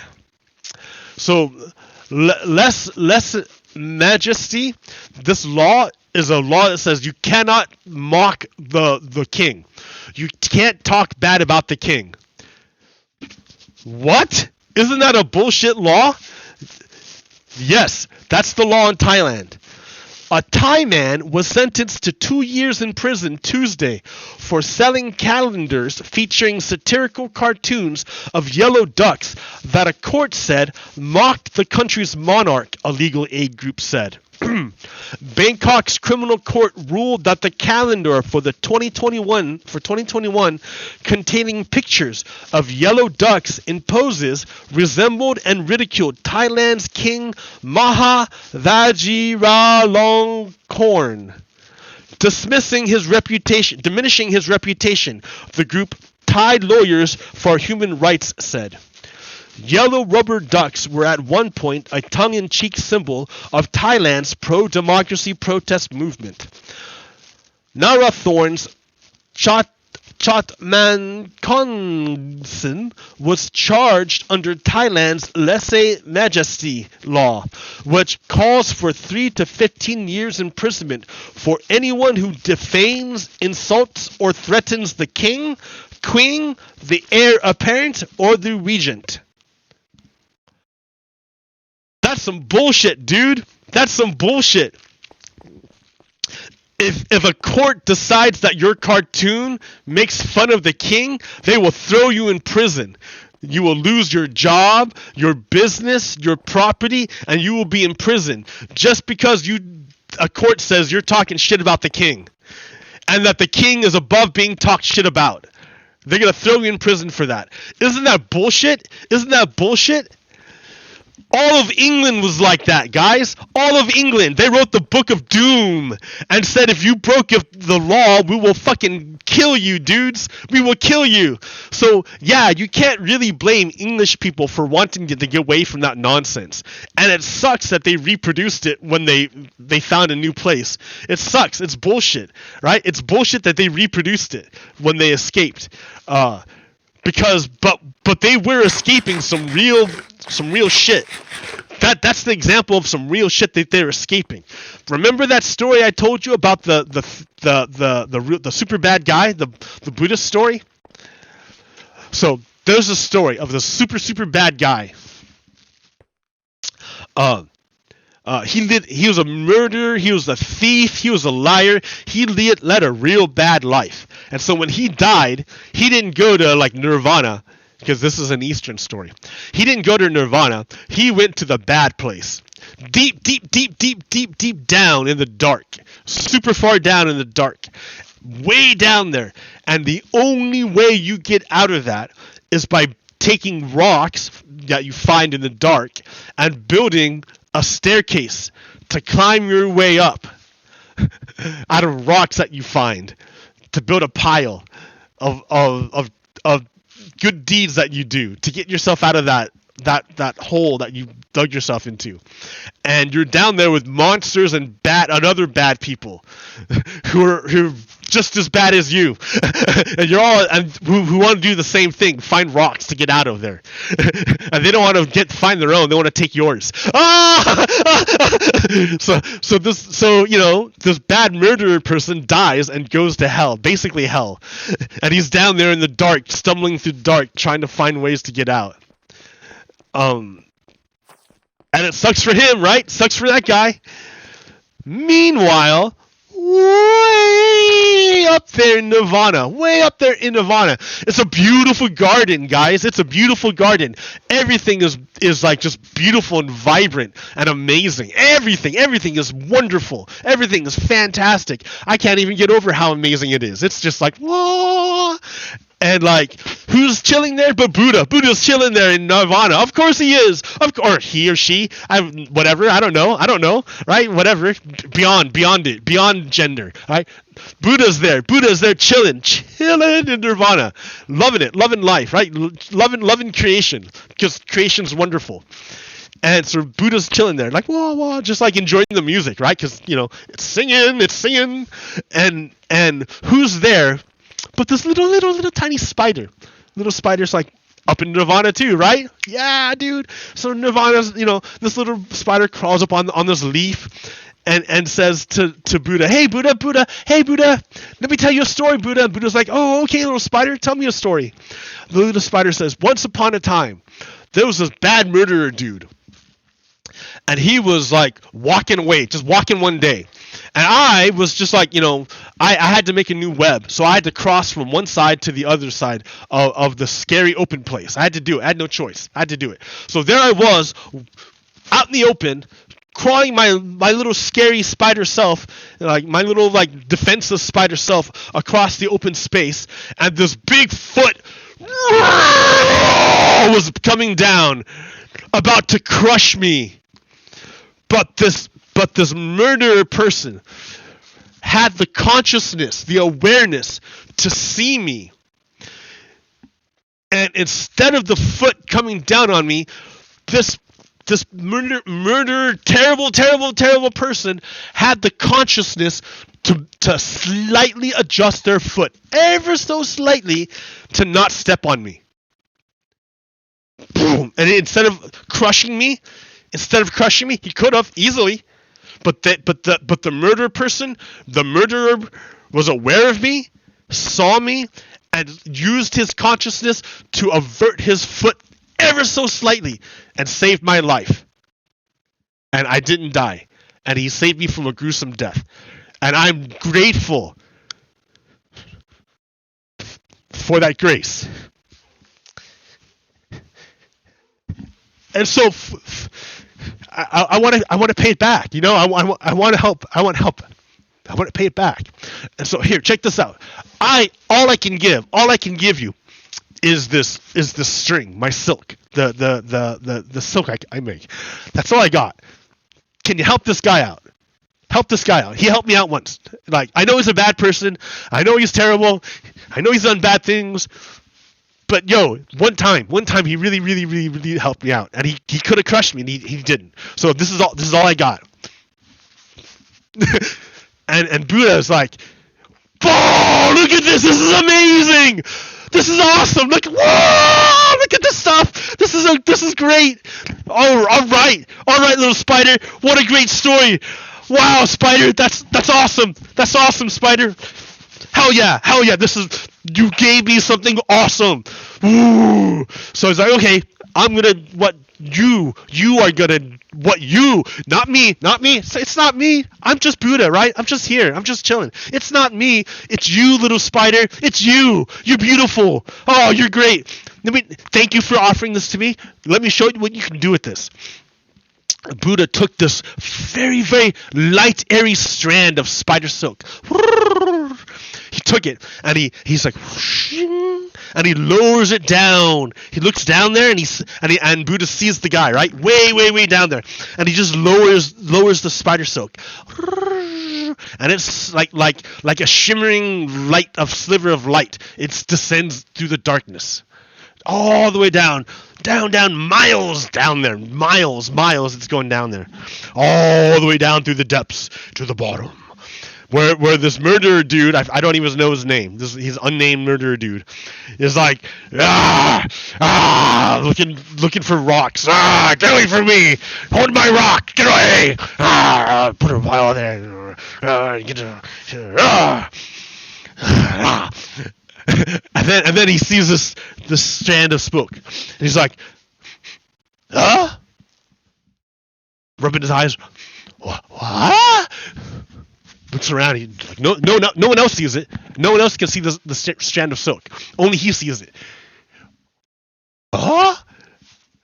Okay. Puts the rock down. He's like, and he like touches the rope, and it's super airy, and it's like there's no way, but he like tugs on it, and it doesn't break.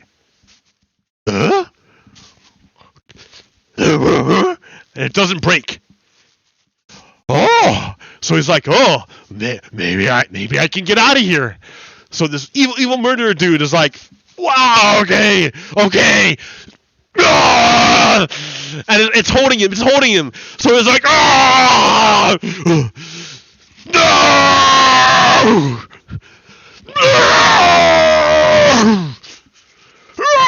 So bit by bit, the murderer dude is climbing his way up. And it's like holding him. It's amazing. It shouldn't be able to do it, right? There's no reason why this should be working. There's no reason why this should be working, but it is. And so he's climbing up, and he's getting really, really high up there. He's getting like, his arms are like burning, but he's like, I gotta keep going. And at one point he stops. He's like, okay, for a second. And then he stops, and then he looks down. and he looks down, and all of a sudden, all the other creatures that lived down there, all the other souls, the lost souls that were gathering rocks and trying to build their own little piles, they all saw him up there. They as he rose up, he became more and more light, and it shined a light, and they're like, oh, what is that? And they all started to see, and they saw the sliver. They all saw the little strand of silk that he was climbing up. So all the other people that lived at the very, very, very bottom all came to where the murderer dude was climbing up, and they grabbed the rope, and they started to climb up. And they, one by one, more and more and more people started to climb up the rope with him. And he's up there, he's way up there holding onto the rope, and he's looking down, and he sees like that everybody down there is being attracted and coming to his rope. And he's like, and he sees more and more people climbing up the rope and climbing up to where he's at. And then he said, hey, you guys, this is not for you. It's for me. This is only for me. Get off my rope. It's not for you. It's only for me. This is my rope. And when he says that, the rope snapped. And everyone fell back into the darkness. And they fled, and that's where they laid. They all fell down. And Buddha, chilling up top, was like, ah. And the spider, chilling up top, was like, ah.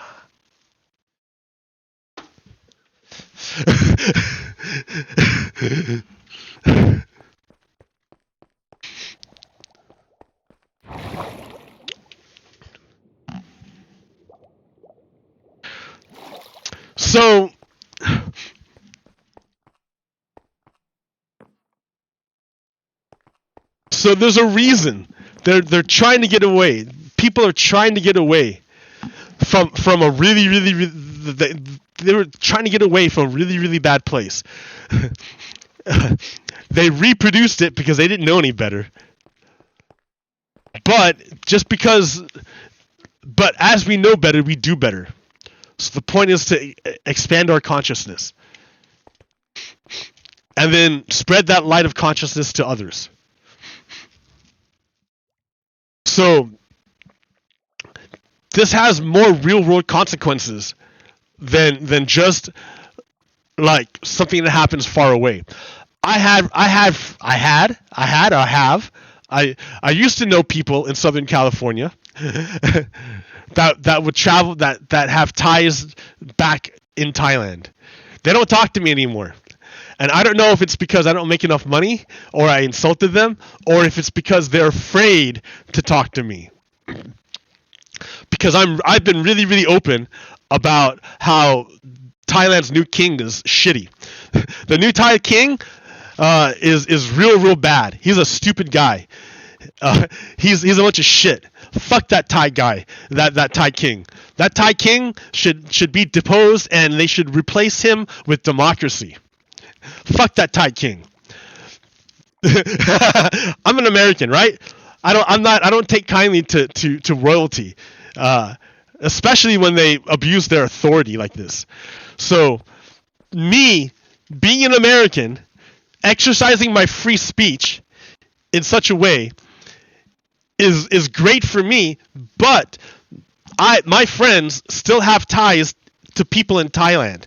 So if it's possible that bad things can happen to them based on what I say or based on if they associate with me.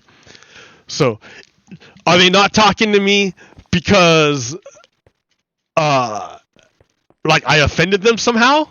Or are they not talking to me because it's dangerous for them? Literally dangerous for them. Because, just because I'm free doesn't mean everyone else is free.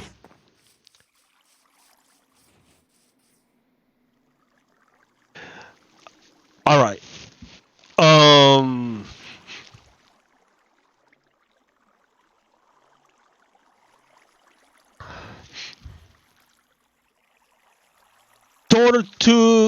Tortu Gita. No,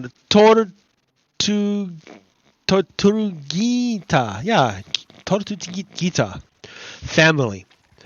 Activist hands raised when shot by troopers near training center site. According to the release, an autopsy commissioned by the family showed Tehran was facing multiple individuals and, while getting shot, was able to raise their hands and arms up in front of their bodies. Manuel's left and right hands show exit wounds in both palms. The autopsy further reveals that Manuel was most probably in a seated position, cross-legged, when killed. According to the GBI, which is investigating the incident, Georgia's troopers conducting a January 18th clearing operation near the training center site came across Tehran and other activists camped in the woods. Authorities lied and said Tehran shot first. They lied without warning.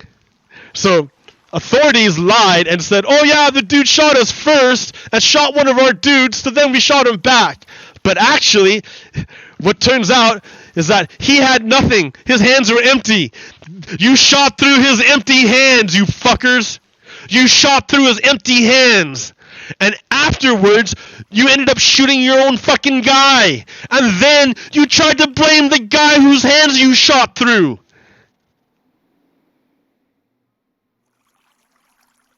So, yeah, fuck the police.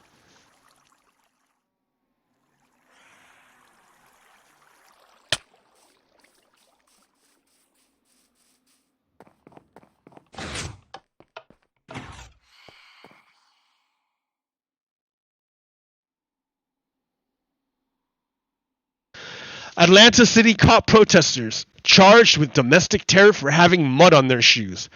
The police's guilt by association allegations aren't designed to get convictions, but to break up a movement. You can beat the rap, but you can't beat the ride. That's the whole point. Extrajudicial punishment. Police use it all the time. Police have ways of punishing you that don't involve using the courts. But police aren't supposed to be involved in punishment, right? There's nothing in law enforcement that has anything to do with punishment. Why are the police doing the punishing? They're not the courts, but yet the police will take you on a ride. There's all sorts of ways that the police can take you on a ride, and they'll charge you for bullshit stuff. Take you on the ride, and then right before your court case, drop it. So that you still have to go on the ride, they just drop it before you go to court to get justice. So, it could be, who's that guy in Maryland? They literally, they handcuffed him, and then they put him in the back of, so the guy didn't even get to go to court, right? He didn't get to go to court. The police accuse him of a crime. We don't know, did he do it? Did he not? I don't know. He never went to court. The police accused him of a crime, handcuffed him, put him in the back of a police car, unsecured, and then drove around real crazy so that he would get fly around and get hurt. He ended up breaking his neck and became paralyzed. He never got charged with the crime. The police just fucking paralyzed him because they could. You can beat the rap, but you can't beat the ride. The police ride fucking cost him the use of his body. So the police have ways of inflicting punishment on the citizens that don't require the court, and they do it all the time. By nature, that kind of punishment is unjust. It's unjust. It's an abomination to justice. But cops use it all the time. In this case, they want to break up this movement. Now, remember, what's this about? Cops want to tear down a forest and build a fake replica of the city that they could blow up and use as training for urban warfare, so that in the future they can be better prepared to do urban combat against the citizens of Atlanta. No joke, dude. Why do you think people say defund the police? Because the police spend money on bullshit like this.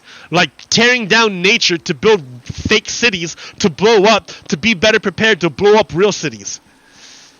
So, in defense of the forest, a bunch of people are camping in the forest, saying, no, we're not leaving. You can't tear down this forest. And the police come in there with violence, and they murdered some dude. They murdered a guy, Tortuga. They murdered him. They murdered him. They shot through his hands. They shot through his hands. And after they shot him through his hands, they said, he shot us first. That's how fucking bullshit are the police.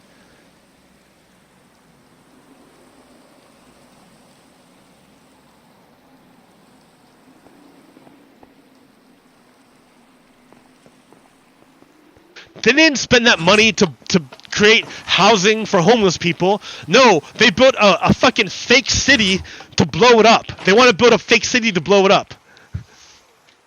Not to provide housing, not to provide services, not to take care of people, but to blow up a city so they're better prepared to blow up a real city. And then they'll kill people for it. So, before I had said that there were like two different ways of looking at things, the functionalist perspective and the conflict perspective. They're both useful, right? They're both useful. Just you're looking at the same thing, right? It's just different lenses. It's using a different lens. Like you can look at something with a normal, like ultraviolet, or you can look at it through infrared. Like you're still looking at the same thing, but it depends on which kind of thing you're using to look at it. Like, and I like to use conflict theory, but functionalist theory is useful at times. Think about it. What is the function of police? What function do police serve? Why do we have police?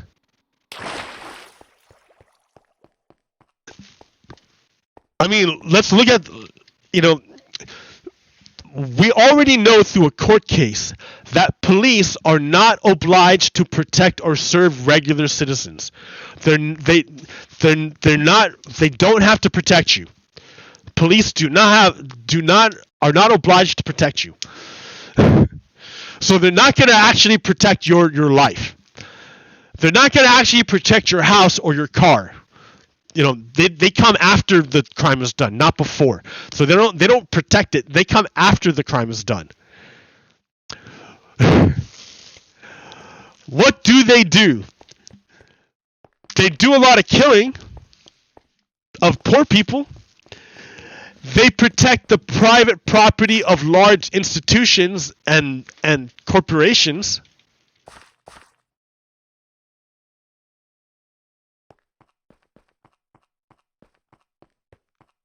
But they maintain white supremacy because that's what they were about, the slave patrols. So they maintain white supremacy functionally. That's the function. I mean, like, now the question is how, like.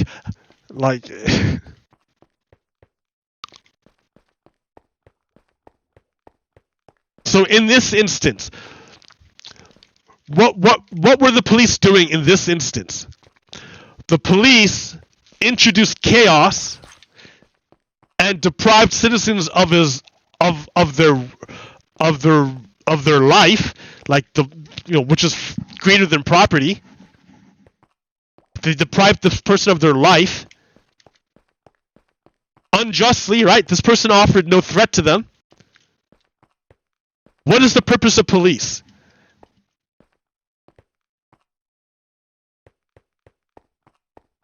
What's the function? Is that dead guy protected? Better protected? Are the citizens of Atlanta better protected now that the police murdered some guy, shot him through his hands? Are they better protected because the police shot some dude through his hands? Are they safer now? What's the function of police? Who do they serve?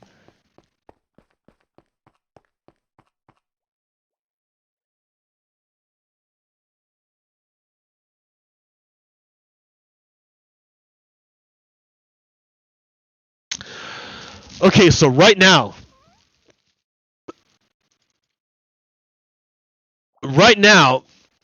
there's a bank called Silicon Valley Bank that collapsed. Silicon Valley Bank was the go-to bank for a lot of Silicon Valley entrepreneurs.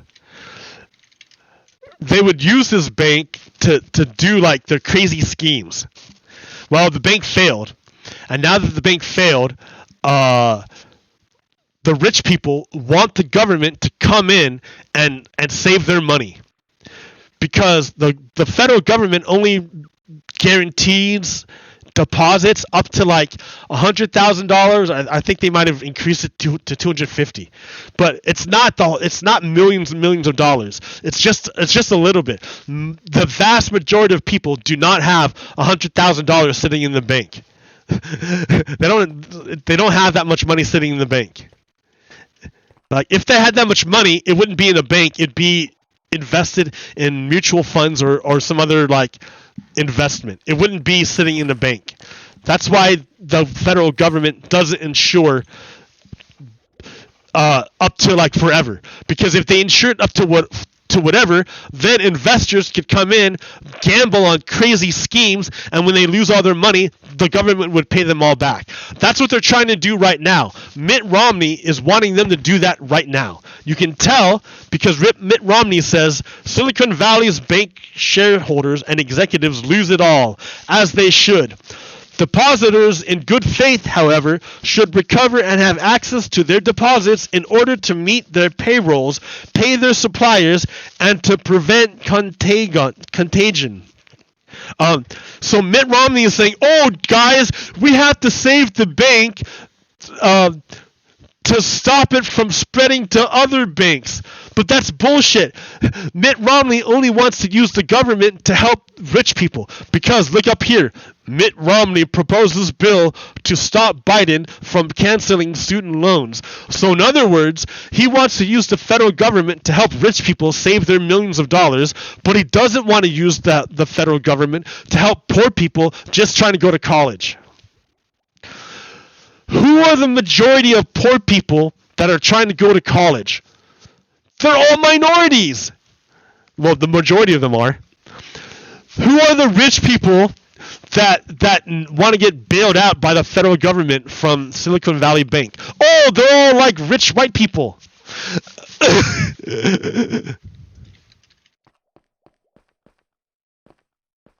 Even if they're not white, they're rich. So here's the next one. These vulture capitalists are pleading for their bags to be made whole immediately, and they will induce any measure of panic or bludgeon you with, think of the workers, when they only care about themselves, and when their politics to date are purely about self-enrichment. Vulture capitalists should disclose how much they have in Silicon Valley Bank, whether their portfolio companies have money there, and when they withdrew their money. Sachs Kraft at one point banked with Silicon Valley Bank, but he says they have no money there now. Then they can do their Twitter histrionics. It's also worth noting that vulture capitalists and moguls are shouting, think of the workers and humble startups, after tech just unleashed massive layoffs to benefit management and top shareholders. Everyone saw Elon Musk lay off most of Twitter and they followed suit.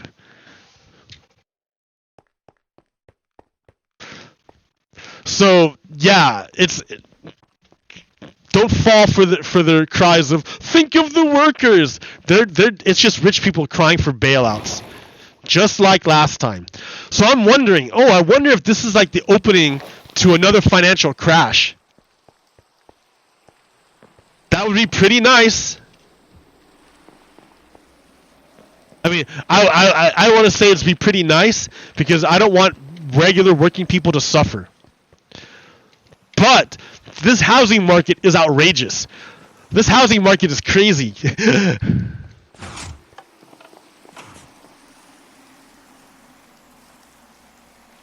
So, and I think the housing market is crazy because companies like Zillow and have like bid up the prices of houses a lot. So anything we can do to reduce the power of the power of Zillow and big banks over the housing market, the better. If we can do it, then I'm all for it. Let's do it.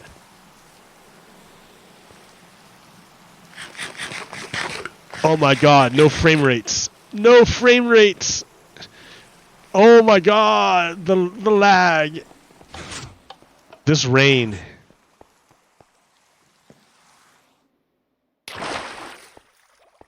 Let's go deeper. Go deeper.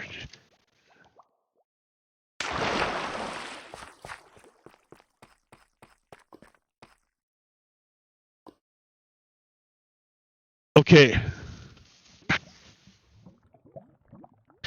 What to know about Silicon Valley's bank collapse, the biggest bank failure since 2008, by Connor Murray, March 10th.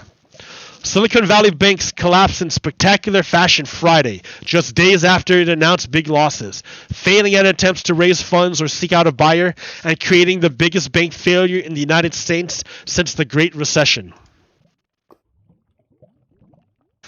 California-based Silicon Valley Bank was closed Friday morning by the state's financial regulator, the Federal Deposit Insurance Corporation announced, becoming the largest bank to fail since 2008. The closure caps a few tumultuous days for SVB, a lender to technology startups, after it announced Wednesday it had sold $21 billion in securities at a loss of $1.8 billion and would seek to raise $2.25 billion in capital. It sought to sell $1.5 billion in common stock and $500 million in convertible preferred shares, and it announced a deal with General Atlantic to sell another $500 million of common stock contingent on the other common stock offer closing. Whatever. Shares of the parent company SVB Financial were halted Friday morning after falling 64% in pre-market trading, following a 60% dive on Thursday as investors quickly sold shares. Amid concerns about the bank's stability, some venture capitalist funds, including Peter Thiel's Founders Fund, advised portfolio companies to pull money out of SVB. That bank is going down, and it's a bunch of rich people that are going to suffer. I mean, sure, like if you feel bad about the workers who will lose their jobs, we need better unemployment benefits. We don't need to bail out rich people. We need to think about what we need to do to improve our social safety net. We don't need to bail out rich people. What else do I got?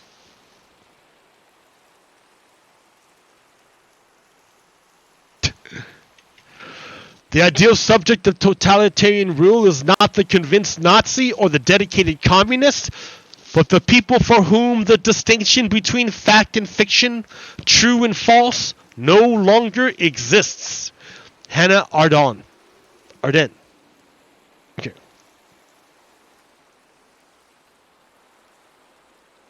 Oh, wrong one. Let's see. Think of Ukraine, guys. They're getting like that town of Bakhmut is getting surrounded. Oh no. Yeah, it's getting surrounded pretty quickly.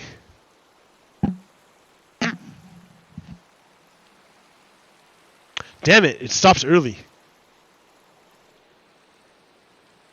Alright, whatever. Anyways, what's my narrative here? I need to stop talking.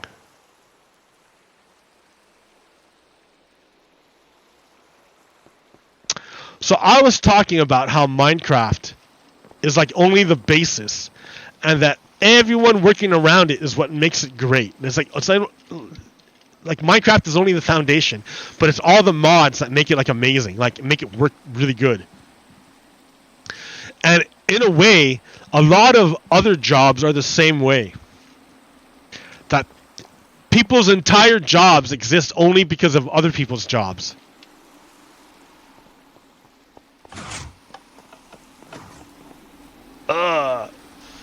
The frame rates.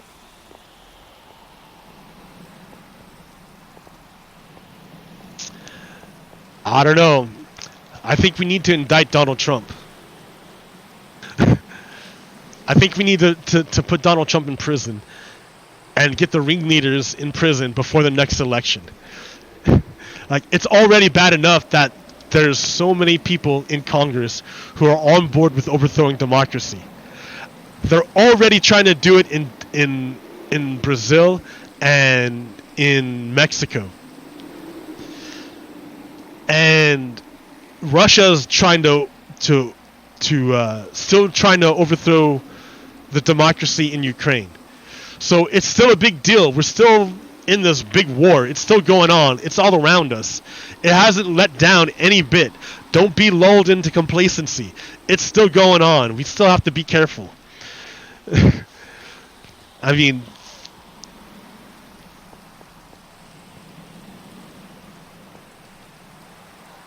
I think we can do it. I think we can make it.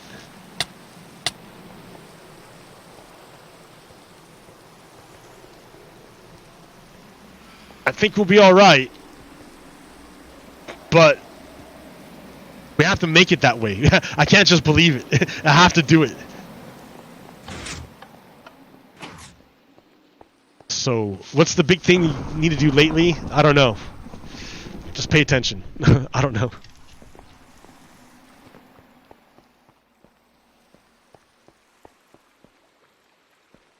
Yeah, I'm glad I did these videos because they're like torches in the dark. I talked to someone who didn't believe me that when I said that Proud Boys attacked me. And I'm glad I made the videos because now I have proof. Okay, America, until next time, PoGokeRo out. Peace. Stop.